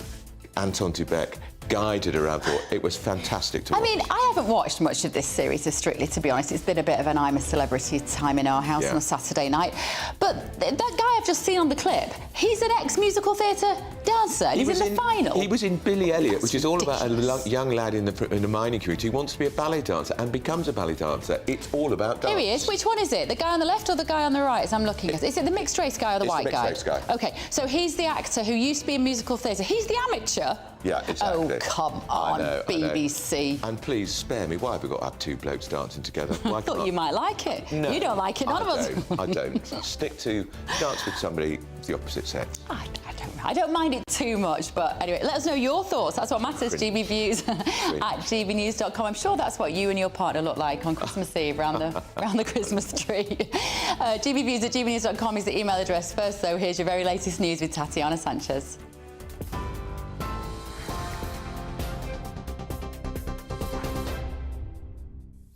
Bev, thank you very much and good morning. 2 minutes past 11, I'm Tatiana Sanchez in the GB Newsroom. Tory rebels have warned they'll vote against the draft Rwanda law when it returns to the Commons in the new year, unless it's amended. MPs backed the bill with a majority of 44. No Tory member voted against it, but 38 abstained, which is enough to vote the legislation down at the next reading. Rebels say they want to ensure asylum seekers can be deported to Rwanda before the next election. Former Immigration Minister Robert Jenrick, who resigned last week over the bill, was among those to abstain. Well, the public expect us to secure our borders, so I'll always fight for that. And I'm pleased that it sounds as if there's a way forward where we can make the bill better. And are you going to be able to Thanks persuade the Prime Minister to change the bill at all? Well, I certainly hope so. He shares my determination to fight this issue. Illegal migration is one of the great scourges of our time. It's doing untold damage to our country, and we're determined to tackle it. Shadow Culture Secretary Thangam Debonair says the government's priorities are all wrong. We saw over the weekend was indicative of the weak leadership that we have from Rishi Sunak and the total chaos that there is in this government. And moreover, the fact that they are concentrating on a plan that's never going to work when there are people up and down the country worried sick about how they're going to pay their bills. Under a Labour government, with our plan, we would be getting them processed and we'd be sending them home if they're not supposed to be here. But if they are entitled to be here, we want them to be able to get on with working and contributing to this country as they want to do so that they can get on with their lives. The UK economy contracted faster than expected, with Office for National Statistics data showing a 0.3% fall in October.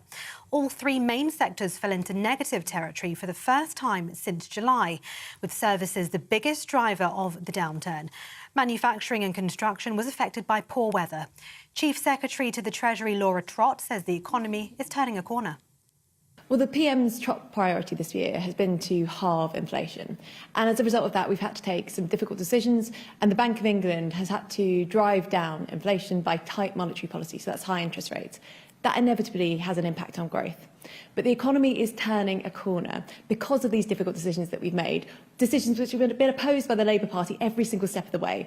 But because of those difficult decisions, we've been able to do things like we did at the Autumn Statement a couple of weeks ago, reducing taxes on businesses and reducing taxes on working people, so we can focus on growth now and growing the economy. 8 million households will get a cost of living payment in February to help with their bills. Those who are eligible will receive the £299 payment directly into their bank accounts without needing to make a claim. It will be the last of 3 instalments totalling £900 to be paid within a year. Delegates have agreed to move away from fossil fuels for the first time at the COP28 summit in Dubai. In a historic agreement, governments will transition away from fossil fuels to avert the worst effects of climate change, but not phase them out. The deal recognises the need to avoid temperatures rising by 1.5 degrees. Meanwhile, climate columnist at The Independent, Donica McCarthy, called out government hypocrisy. I think the real hypocrisy that is actually the government's position on flying, period. Their response to this issue yesterday was the government doesn't care about flying. Well, we absolutely must care about flying because the carbon emissions are staggering. The 3 private jets that the government Prime Minister and the 2 ministers took to the opening of COP, they would take a working class family 140 years of turning off all their electricity to make up the pollution from it. The UK is unprepared for a ransomware attack amid a lack of government investment. That's according to a new report. Parliament's Joint Committee on the National Security Strategy says the UK could be brought to a standstill at any time unless major changes to planning and preparation are made.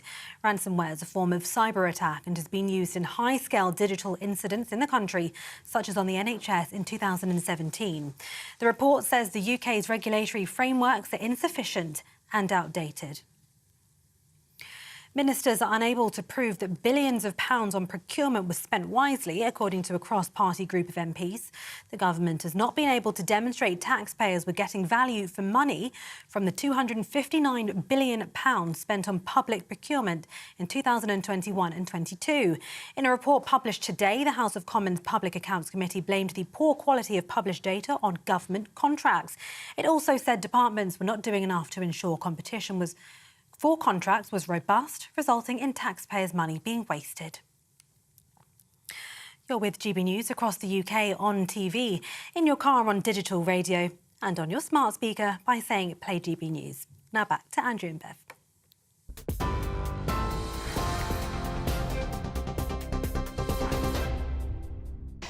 Very good morning. It's 11:07. Do you feel ready for Christmas, by the way?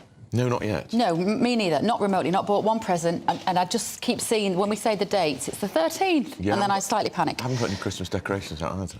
Oh, I did manage to get my tree up. Well, I had some friends around to welcome my son home from his travels at the weekend. So I got the tree up, but I hadn't managed to put a single bauble on them by the time my guests arrived. So basically, the guests arrived and I handed them a box and they did the tree for me, which I thought was very good outsourcing. Right, let's see what you've been saying at home. Phil has said, why can't somebody explain why France is not safe for illegal migrants? It's a question we hear time and time again, isn't it? Well, it's a very good question. And equally, Italy. It's all whenever I ask an immigrant that question, because I regularly ask cab drivers that question, and they always say because we don't speak French or Spanish, we speak English. We want to come here because we speak English. Yeah, and because we're a soft touch, and we give them benefits and we put them in hotels. They don't put them in hotels in France. They're in a campsite. Yeah. Aren't they? Yeah. Mark says, stop calling the migrants refugees. They're economic migrants. Rwanda is an embarrassment. It will never work. Annette has said, what countries are considered safe these days? We heard from our human rights lawyer earlier. He was saying that, you know, there'll be people who will not get on the plane to Rwanda because they will argue because of their sexuality or their politics, they would not be safe in Rwanda. Obviously, if somebody from the British government was here, they would say that's just resolutely not true, and that's why we're choosing to collaborate with that country that is moving on. And Denmark is also negotiating with Rwanda to deport refugees. Denmark is a social democrat liberal country. Yeah. Very good point. John says, how can we quickly process people in this country who've dumped their documentation and who claim to come from somewhere that they don't? No wonder the system is clogged up. Yeah. Well, we're going to get the latest on the politics, because although Rishi Sunak had a pretty comfortable victory last night, it is a mere temporary sticking plaster. Let's talk to our political editor, Chris Hope, is at College Green in Westminster. Chris, they'll be relieved in number 10, of course, and it means a slightly calmer Christmas for the Prime Minister and the Cabinet, but how quickly does the problem come back? That's right there. Thank you, Andrew. Thank you, Bev. Yeah, they are not being too triumphalist about this. I've been talking with a very senior member of the government in the last half an hour. They recognise that there's a lot to go on. There'll be a 2-day session in the House of Commons when they're going to be looking at the detail of these amendments they'll try and put forward. They need to make sure they don't go too far to the left and water down the legislation. Equally, they can't risk losing support from the left if they take in too many of these human rights, the anti-human rights amendments. Just a step back, though, the source was saying to me it was a mission-critical moment for the government yesterday. There was a very real risk that Labour would have put down a vote of no confidence had the government lost last night. And imagine where we would be right now in a crisis for this government with a vote probably tomorrow. That hasn't happened. So in a sense, they have done well here, the Whip's office. The 44 MP majority is far more than many thought they would get. They were pretty certain of those numbers by lunchtime yesterday. It all hangs, though, on whether they can make sure the right-wingers don't try and amend it and then really push away the left. So it's more to play for, but a quiet Christmas now for the PM. He needs it, I think. Christopher, thanks a lot. Richard Graham, Conservative MP for the One Nation Caucus Group and the MP for Gloucester, who voted for the bill, joins us now. Good morning, Richard.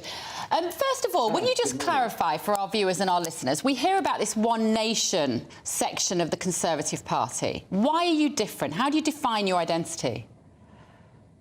Well, we've got a whole list of values which, your listeners might or might not be that interested in. But the key thing is we're a group of over 100 MPs with similar approaches to politics, and we've been together for several years, and we're not a particularly shouty, outspoken group, but we believe in the quiet values of conservatism, and those are the ones which we try and see reflected in what the government is doing. You get characterised as the wet lefty lot, don't you? Yeah, well, the idea that any of us are either wet or lefty is for the fairies. But if Michael Heseltine was still an MP, he'd be what part of your One Nation group, wouldn't he? And he's a terrible old wet lefty. it's very difficult to try and translate personalities from another age into today's politics, isn't it? Michael was a very strong Europhile. Those don't exist any longer in politics because we've left the European Union. So it's difficult to know where he might be, but he had lots of good things going for him, particularly on urban regeneration, which in my city of Gloucester is incredibly important. So I think what we should try and do is appreciate the contributions of everyone within the Conservative Party, whatever MP group they happen to enjoy sitting in. Richard, your group says this bill is OK as far as it goes, but no more. So if the bill is tightened, if it's tightened particularly on appeals, are you then going to withdraw your support? So, as with every bill, it's always possible that there are things that can be improved, and the government might put down its own amendments to do so. But those are mostly details. Where you're right is that the principle, for example, of individual access to justice is a very, very strong principle. And if you showed a clip from Geoffrey Cox talking last night, your listeners would be in no doubt as to why that's so important. And how many appeals, though? Because there's a former Lord Chief Justice writing in one of the papers today, Richard, saying one appeal, that's it. Can't be having multiple appeals, which keep the incredibly well-paid human rights lobby of lawyers very happy.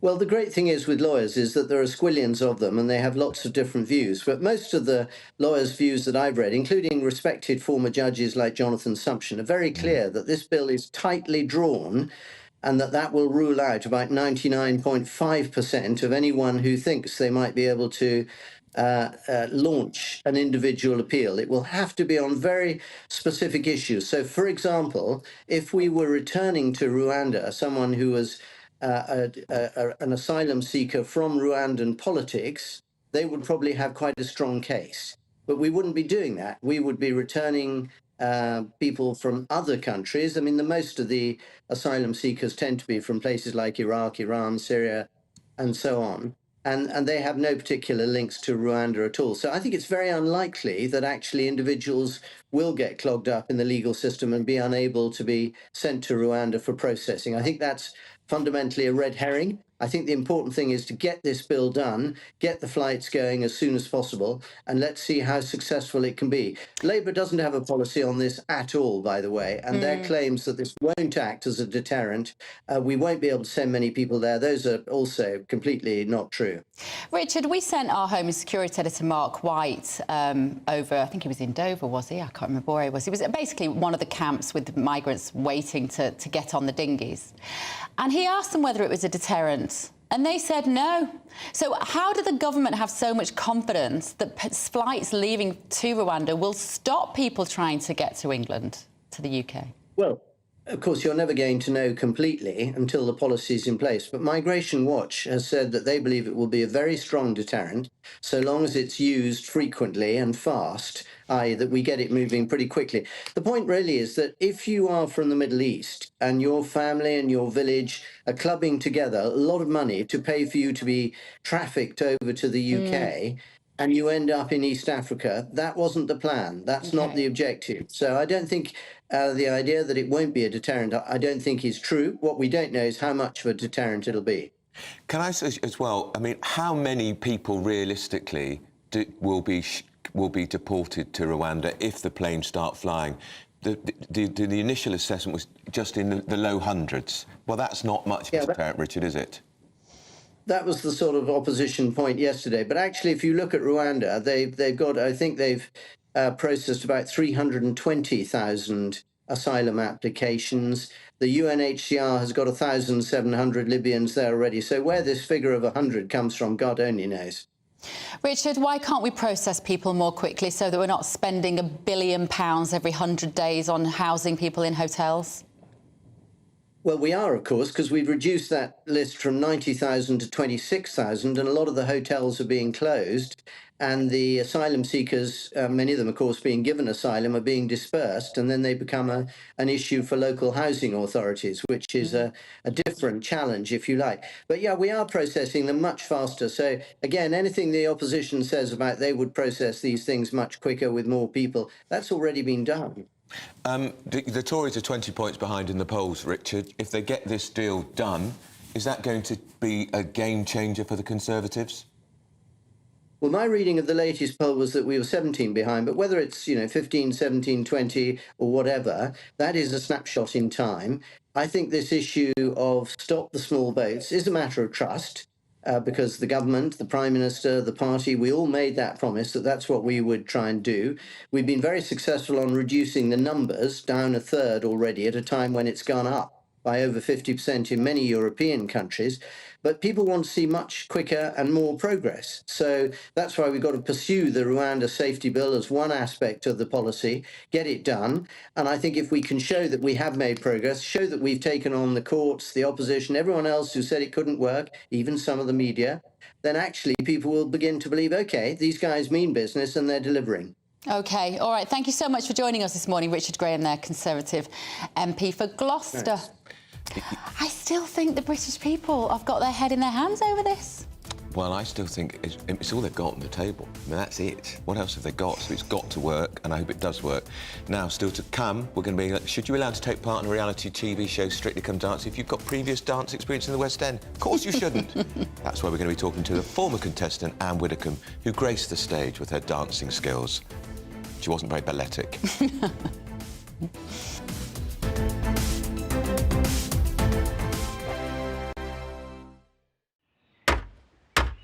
Who is it? We're here for the show.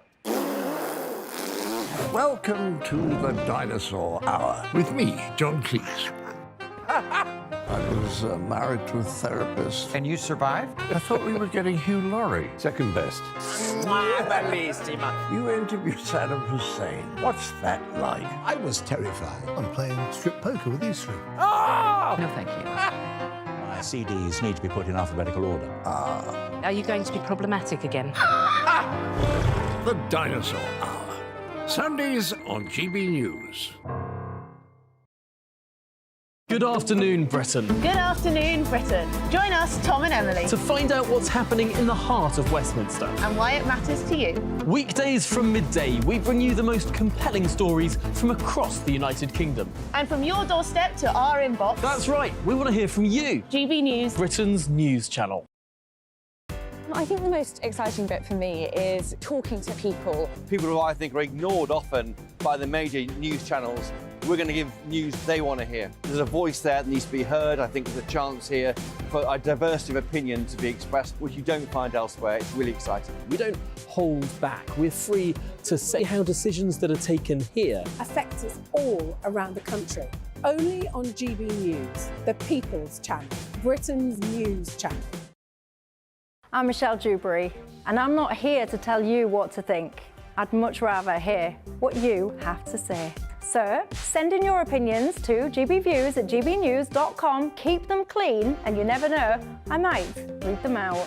With my panel here on Jubes & Co, we debate, we get stuck into the issues of the day on a show where all views are welcome, especially yours.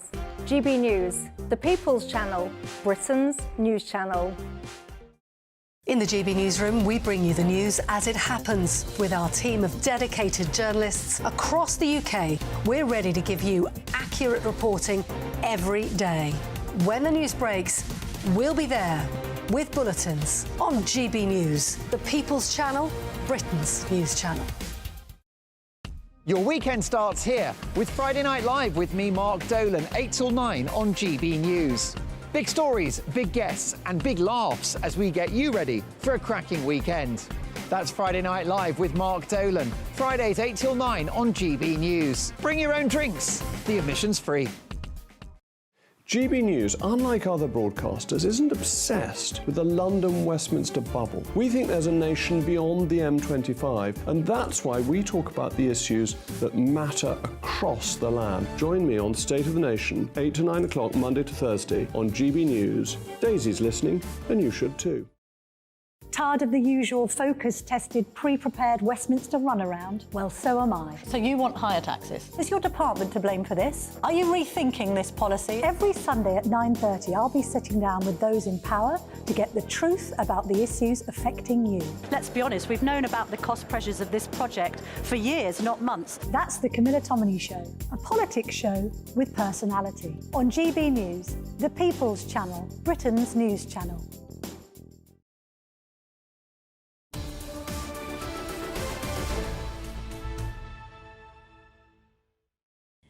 11:22, you're with Britain's Newsroom on GB News with Andrew Pearce and Bev Turner.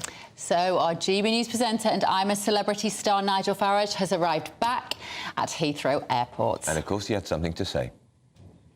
Well, 23 nights in the jungle, and by the end of it, I was 20 years older than all the other contestants that were left. So all I would say is the whole thing was much more physical than I could ever have believed. Even ferrying buckets of water, you know, up from the pump to the camp, all of that. So actually, truth is, it's the biggest detox I've ever been on.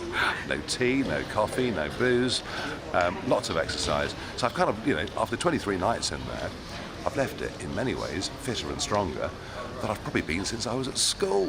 So, you know, there's a real upside to it. Looks well, doesn't it? I heard him talking about how much weight he's lost. Did you hear it? Yeah, well, of course, he's not been drinking and that diet. Well, he's lost half a stone, which he said he thought he would lose more, but he said because he's put on muscle and muscle is heavier than fat. So, good for him. And coming back to get back into the political fray, I suspect. Yeah, absolutely.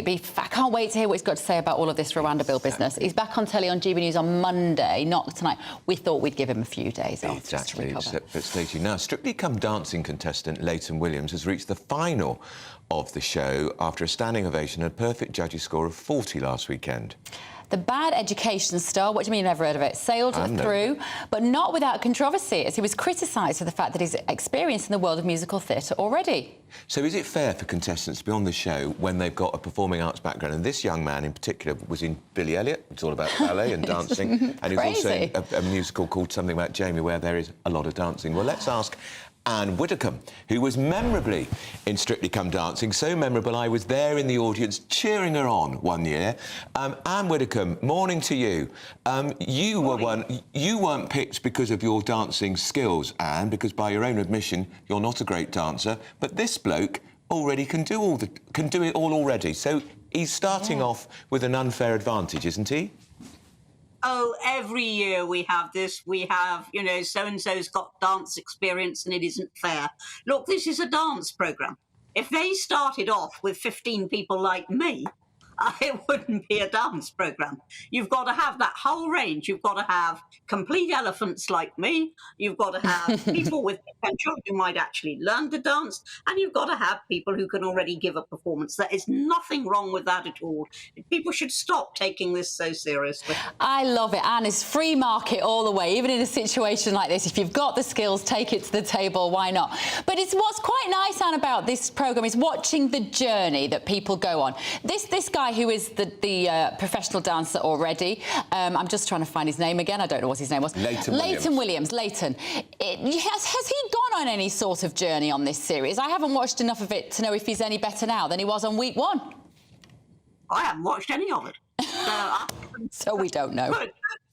Couldn't begin to tell you whether he's been on a journey, but it's another phrase I people talk about, oh, my Strictly journey. And, you know, Anton said to me on one occasion, he said, if we have any more journeys, we've got a complete odyssey. You know, it's a nonsense.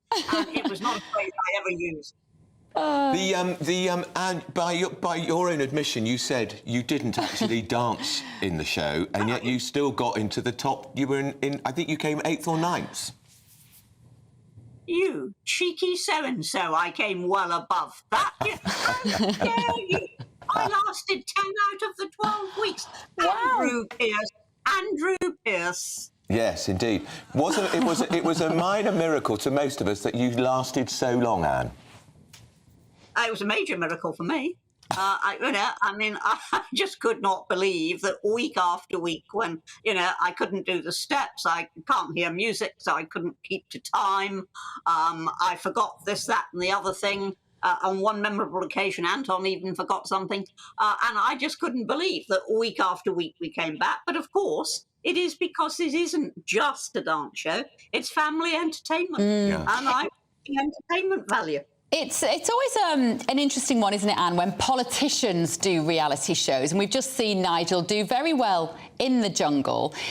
Do you think it's done Nigel any harm being in the jungle, or any good, or do you think most people still feel probably about how they did about Nigel before he went in?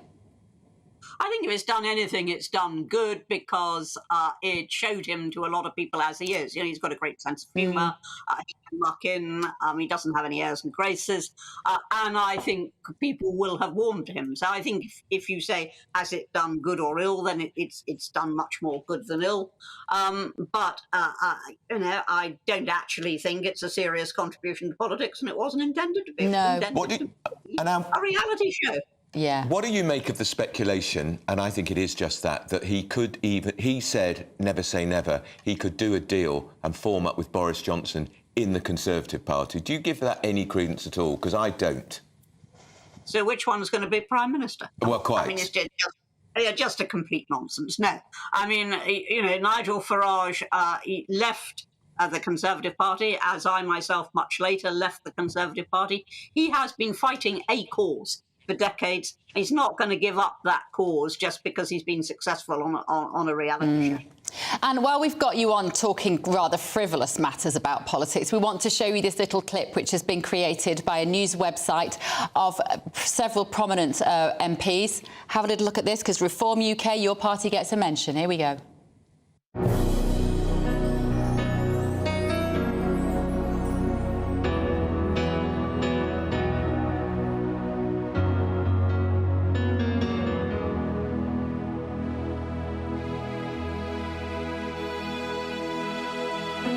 Stay now, Tories, if you've got to go away and defect to Reform UK. Stay now. Won't you stay till polling day? Stay now.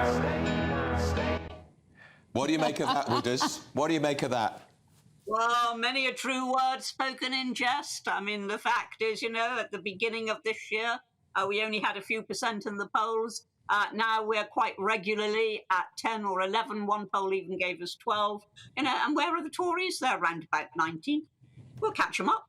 We'll catch them up. And at that point, it's no longer a question of, oh, can they damage the Tories? It's, oh, can they take over from the Tories? And for you personally, Anne, because you were a Tory MP and Minister for many years, would that be a matter of any regret, even though you're now fully fledged in Reform UK?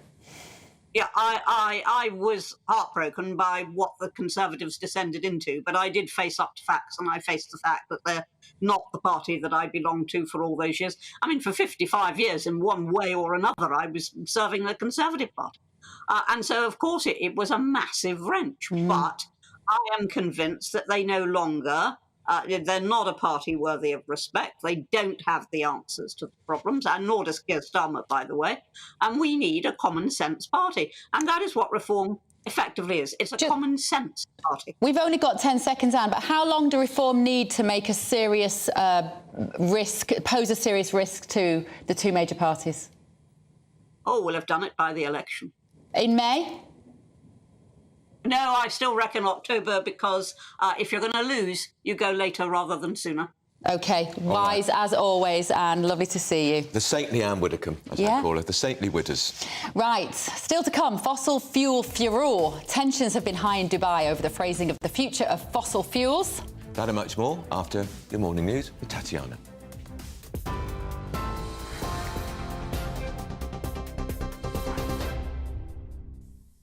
Thank you very much, 11:30. This is the latest. Some breaking news to bring you.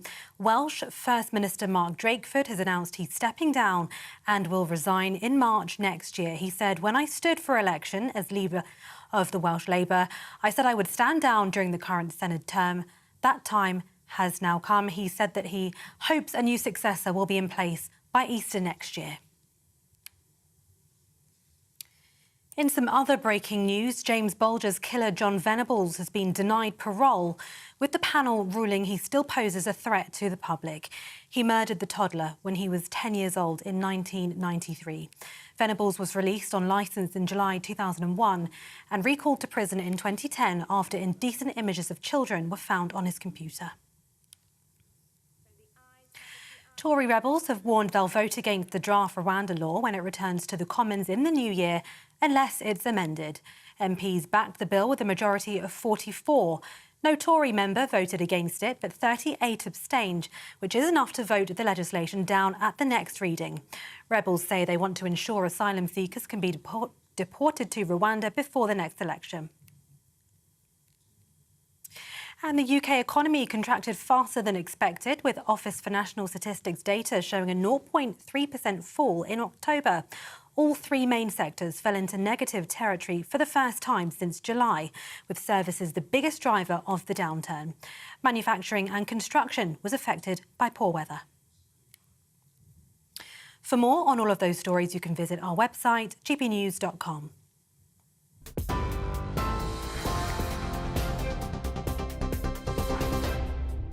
For exclusive, limited edition and rare gold coins that are always newsworthy, Rosalind Gold proudly sponsors the GB News Financial Report. Here's a quick snapshot of today's markets. The pound will buy you $1.2516 and 1.1618 euros. The price of gold, £1,584 and 30 pence per ounce. And the FTSE 100's at 7,567 points. Rosalind Gold proudly sponsors the GB News Financial Report. Good. Oh, it's 11:33. We're just looking at some breaking news, but we don't know. We can't confirm it at the moment, but don't go anywhere. Don't forget, Rishi Sunak takes on Sir Keir Starmer at midday. Today's Prime Minister's questions could be a feisty one, but we've got many more interesting things to talk about before that happens. Exactly. It's Britain's Newsroom on GB News.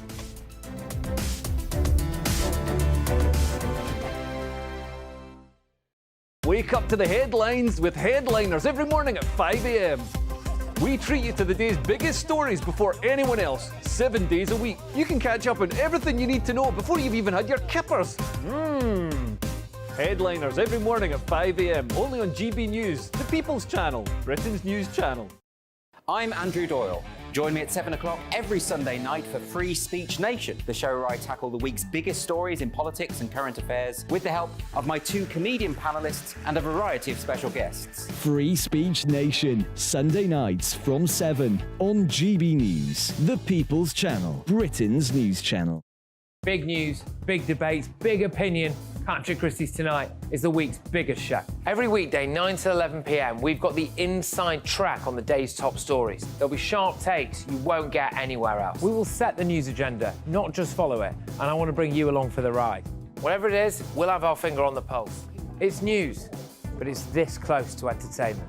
Patrick Christie's Tonight, 9 to 11 p.m, only on GB News, the People's Channel, Britain's news channel. Now then, Lee Anderson here. Join me on GB News on my show, The Real World, every Friday at 7 p.m. I'm not eating bloody cat. Are you delicious. mental? Open your mouth. OK, here comes a train. Reminds me of the scene in Singing in the Rain. Adam, is that a good one? Whoa! Join me at 7 on GB News, Britain's news channel.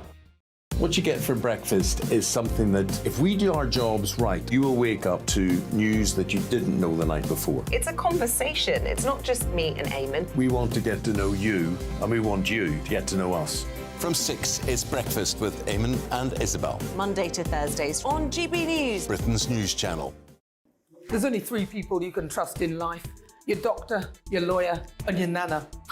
I'm not sure. So join me, Nana Aquare, at 3 p.m. every Saturday and Sunday, where we discuss the biggest topics of the weekend. Be ready for battle. Could you be quiet? What is this? It's my new teeth. It's your new teeth. I don't bite. Well, not without a good reason. Always honest, always fun. Every weekend at 3 p.m. on GB News, the People's Channel, Britain's news channel.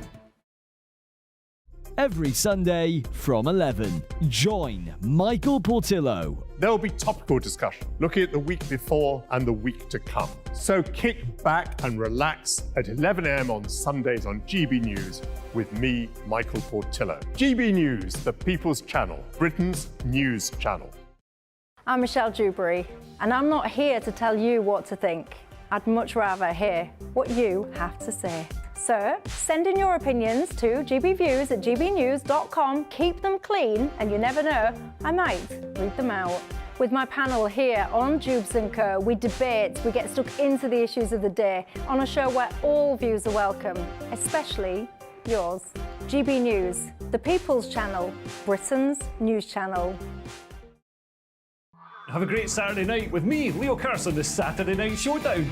It's a crazy world out there, so come and make fun of it with me, my panel of comedians, and a couple of people who actually know what they're talking about. This Saturday Night Showdown is your front row ticket to the clown show every Saturday, only on GB News, the People's Channel, Britain's news channel.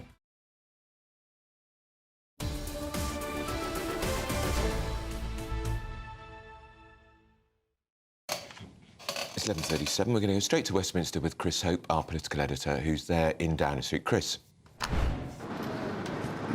Andrew and Bev, I'm joined now by Sir Geoffrey Cox, a former Attorney General, with some words of wisdom for the party from last night. Sir Geoffrey Cox, what's your advice to members of the Tory right as they seek to amend the Rwanda bill next month? I think there are areas where we could certainly examine the wording of the bill, but I think we can't fundamentally alter its structure. I think that the structure is carefully calculated to maximise the prospects of it getting through the House of Lords and surviving in the courts. And will it get through the Lords? That's the next big battle. If they can get through the amendment stage in the Commons, you think the Lords by February, but will they try and reject it, and could that delay flights taking off in May? Well, that's of course a matter for those who will consider it in the other House. What I would say is that the majorities shown that there is a strong will in the democratically elected House for this bill to pass. Of course, the House of Lords will consider amendments and the House of Commons will consider them duly, but I hope in due course the second House will act according to democratic legitimacy, which is to pass it. Well, they can reject it once, can't they? And that would be months of delays. A second time would be Parliament Act territory, a one-year delay. There is risk here, isn't there? Yes, there is clearly a risk. I think the problem, and I think and hope those in the other place will reflect very carefully, is that if this bill is not allowed to pass substantially as it is, there will be a growing momentum for something that I personally would regret and be reluctant to contemplate, which would be withdrawal from the European Convention on Human Rights. We are looking at a situation where the Democratic House has already asserted in a quite muscular fashion its concept of its sovereignty. And I think we need to reflect very carefully before its democratic will is frustrated because of the implications. The issue of ECHR withdrawal then, pulling out of the European Court of Human Rights, could be a big one at the next election. For many on the right, it's unfinished business from Brexit. You were a Brexiteer, of course. You were the Attorney General during Theresa May's time. What's your advice to your colleagues? Well, I've never considered that the European Convention on Human Rights has some kind of sacred status. I mean, I'm consistently on record as having advocated the British Bill of Rights for many years. I would be reluctant to reach the conclusion because of the complications that surround it with the Good Friday Agreement. But I think the momentum will be irresistible if this bill is frustrated and impeded in the House of Lords or elsewhere. And your advice to Mr Sunak this Christmas, Rishi Sunak, he's got past a big hurdle. I mean, I've been told by senior figures in the government that it was mission critical yesterday. They were expecting a vote of no confidence from Labour had they lost last night. Yes, I think this is a success for the Prime Minister, but I think we need to come together as a Conservative Party, agree on fundamental principles and unite behind a particular version of this bill. That is critical because divisions will be punished, and as a united party we can go into the next election, but disunited we will be severely punished. Just finally, Sir Geoffrey Cox, you're an eminent barrister, very senior barrister if I may say so. Senior, what are the odds on flights taking off with migrants in the spring, in May, as the PM has promised? I would put it at slightly higher than evens. Well, there you have it, Andrew and Bev, slightly higher than evens, but Geoffrey Cox there with a warning, I think, for the House of Lords. If they mess with this bill, once it gets to the Commons, we could be facing withdrawal of the Human Rights Act, of the ECHR at the election as a campaign issue next year. Back to you. Thank you, Christopher. We've got two lots of breaking news. One about Gary Lineker we're going to talk about in a moment, but also James Bulger's killer, John Venables, has been denied parole with the panel ruling that he still poses a threat to the public. He murdered the toddler when he was 10 years old in 1993, of course. Yeah. You are very relieved about this, aren't you, Andrew? Because he's been back in prison twice for engaging in paedophile acts, and I'm afraid I think there is evidence that you can't cure a paedophile. And of course, and he's a menace to children. And there was controversy around this recently because the parents of Jamie Bulger wanted to be in the parole hearing and were denied access to that. They will also be very relieved this morning. Right, we're joined back in the studio again by former Labour MP and General Mischief Maker, Stephen Pound, and Director of the Common Sense Society and the right kind of rebel that we like, Emma Webb. Right, let's talk about this Gary Lineker story that I just mentioned. So, new BBC director, what's his name? Shah. Sami Shah, thank you, Sami Shah. He's the chairman. His new chairman, sorry. Of the board. Yeah, I just sacked Tim Davey for a moment then. Yeah. So, he's been giving a statement. He's been giving a statement this morning to the House of Commons Culture, Media and Sport Select Committee, and he has said that Gary Lineker's tweet quite clearly breaches the BBC social media code. This could be the end of it for Gary. Well, it is end of. Incidentally, sorry, just before we move on to that, on the Venables thing, isn't it interesting that Thompson, the other person, has actually he's actually now living a good and safe life? He's rebuilt his life completely. So you can actually be rehabilitated, and I don't think we should forget that, as Mary Bell was. But listen, but this boy's been back. Venables has been back into prison twice for the same offence. Well, he's wrong, and I don't think there's any question about it. But look, on this Gary Lineker thing, I mean, the poor chap, he's rubbing along on 1.35 million a year. It can't be easy, and yet he's now facing the possibility of losing that. But in all honesty, he's punching the bruise on this one. He's pushing and pushing and pushing. And if the chairman of the board has now said, "I'm sorry, that breaches the guidelines," then it has to be ended. Well, let's see what he said. So this is what he's breached the guidelines about. So MP Jonathan Gullis, he tweeted to say yet another breach of the BBC's impartiality rules by Gary Lineker, but sadly spineless Tim Davey will do nothing about it, having surrendered to Lineker previously.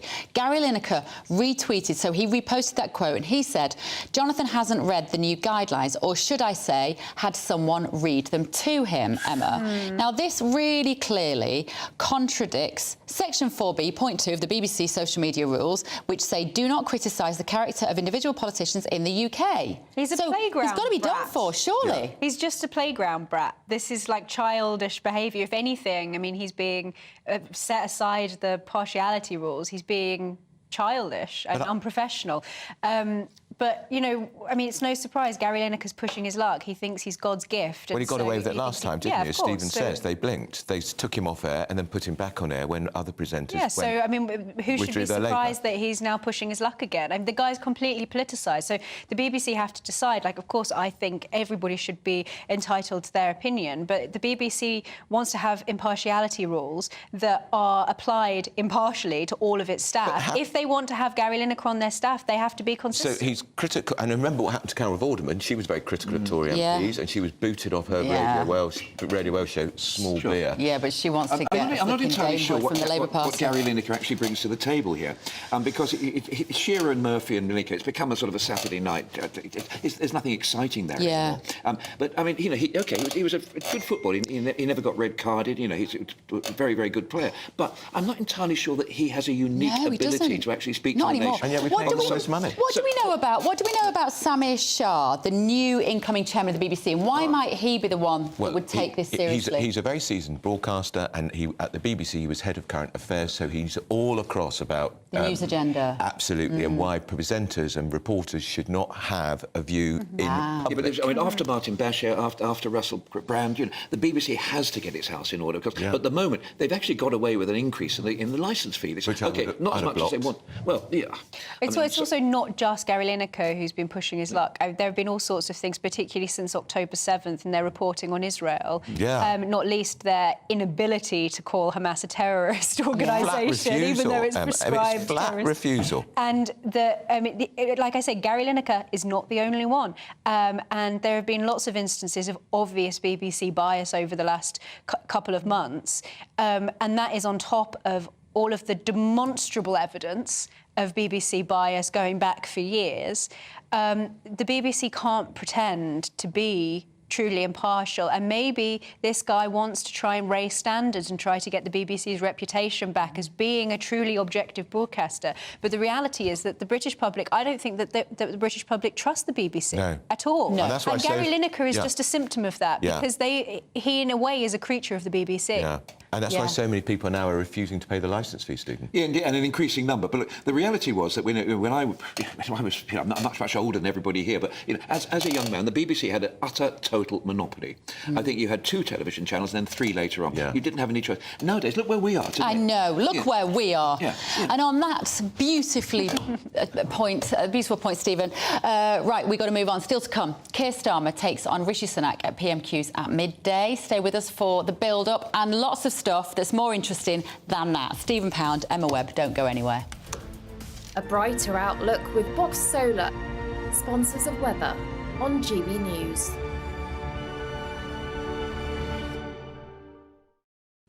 Hello again, welcome to your latest GB News weather update from the Met Office. It will stay dry and clear for many through the rest of the day, but it will be feeling very cold, and as a result there are some snow and ice warnings in force for Thursday morning.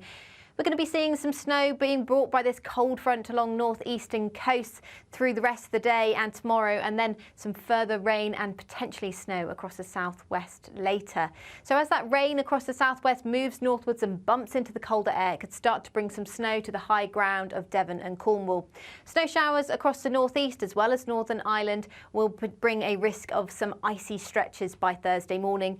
Widely though, it's going to be a very cold start to Thursday, as we could be as low as -8 in rural areas of Scotland and northwest England. So a very cold start to the day, but some sunshine to be had in similar areas where we'll see it through today, parts of Northern Ireland and much of northern and western England. In the south, though, it will stay cloudier with that rain and potentially hill snow persisting through much of the day. There'll be another cold day, temperatures only reaching 4 or 5 degrees for many of us. Across the far north of Scotland, it's going to be windy, so it will feel chillier up here. And on Friday morning, it will be another very cold start. We could see some freezing fog across southeastern areas, so that will bring a bit of a murky start. There'll be some more sunshine around on Saturday, and then on Sunday, we could see the temperatures finally starting to rise a little. Looks like things are heating up. Boxed boilers, sponsors of weather on GB News.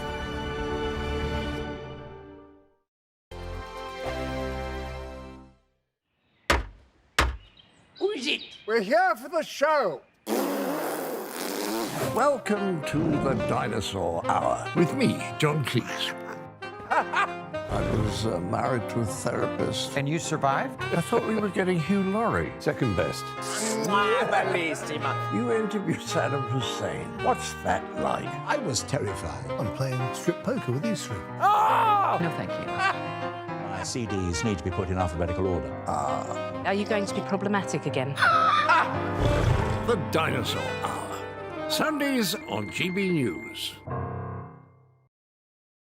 Good afternoon, Britain. Good afternoon, Britain. Join us, Tom and Emily, To find out what's happening in the heart of Westminster. and why it matters to you.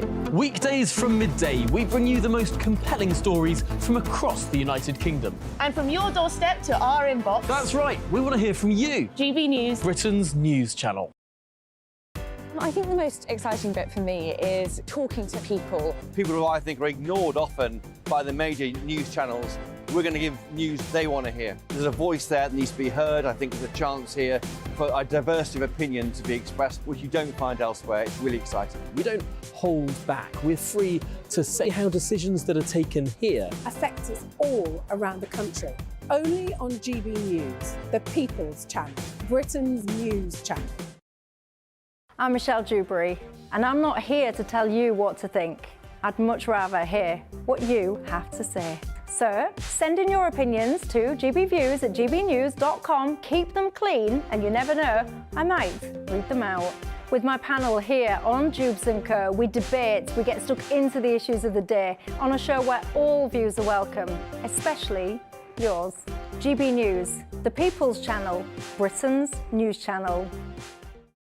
In the GB Newsroom, we bring you the news as it happens. With our team of dedicated journalists across the UK, we're ready to give you accurate reporting every day. When the news breaks, we'll be there with bulletins on GB News, the People's Channel, Britain's news channel. Your weekend starts here with Friday Night Live with me, Mark Dolan, 8 till 9 on GB News. Big stories, big guests and big laughs as we get you ready for a cracking weekend. That's Friday Night Live with Mark Dolan. Fridays 8 till 9 on GB News. Bring your own drinks. The admission's free. GB News, unlike other broadcasters, isn't obsessed with the London-Westminster bubble. We think there's a nation beyond the M25, and that's why we talk about the issues that matter across the land. Join me on State of the Nation, 8 to 9 o'clock, Monday to Thursday, on GB News. Daisy's listening, and you should too. Tired of the usual focus-tested, pre-prepared Westminster runaround? Well, so am I. So you want higher taxes? Is your department to blame for this? Are you rethinking this policy? Every Sunday at 9:30, I'll be sitting down with those in power to get the truth about the issues affecting you. Let's be honest, we've known about the cost pressures of this project for years, not months. That's the Camilla Tominey Show, a politics show with personality. On GB News, the People's Channel, Britain's news channel.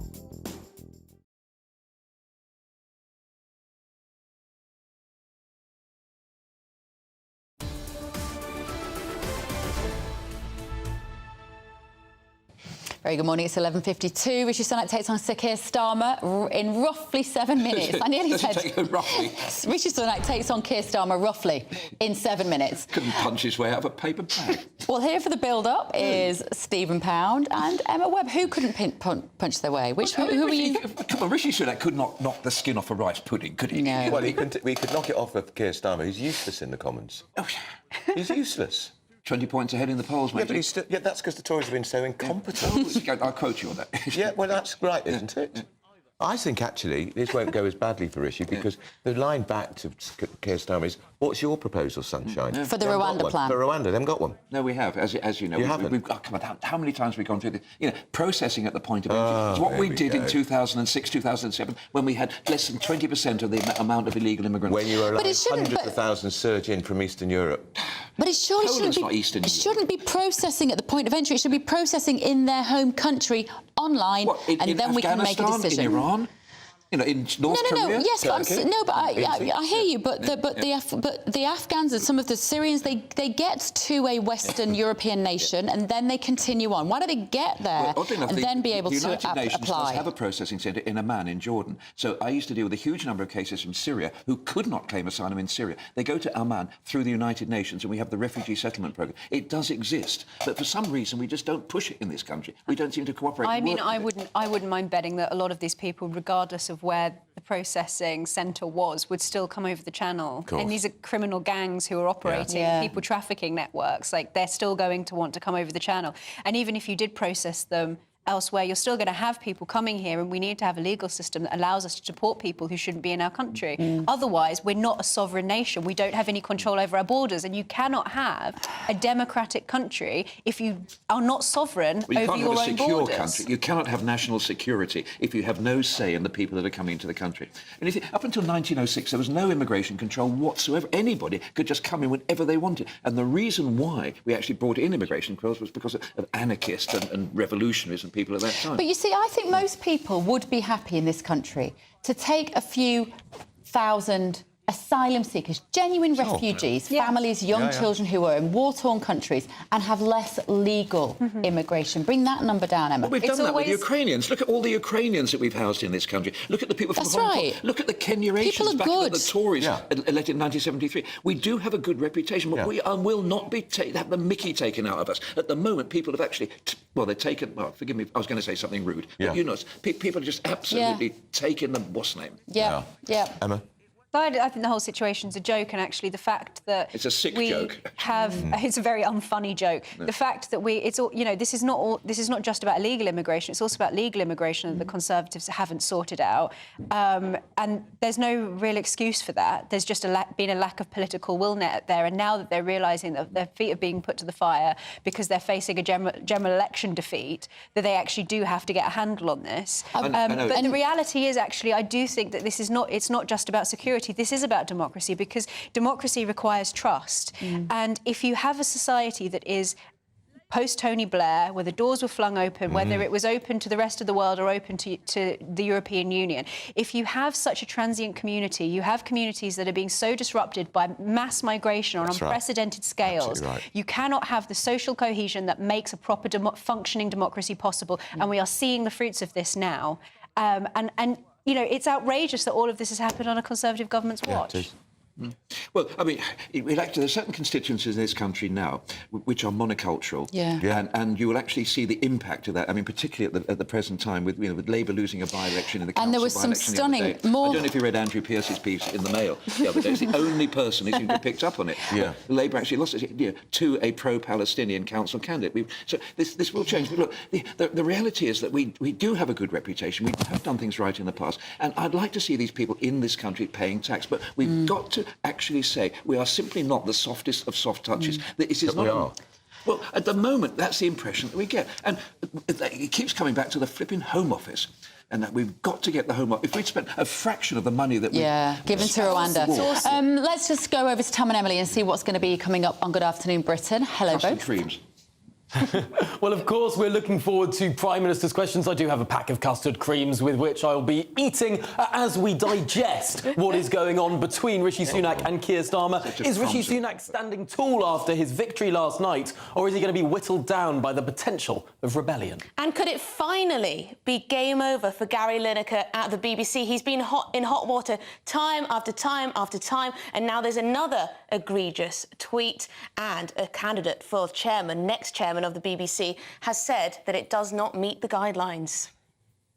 OK, thank you both. Sounds good. I can't believe Emily didn't say, is it a red card for Gary Lineker, the first in his career? That's good, because he never hit one. I think... Yeah, exactly. He was playing for Leicester. It would be goodbye and good riddance to Gary Lineker for me. Well, I think a lot of people won't notice, but I bet he's probably feeling a bit bitter that he doesn't have a podcast. He's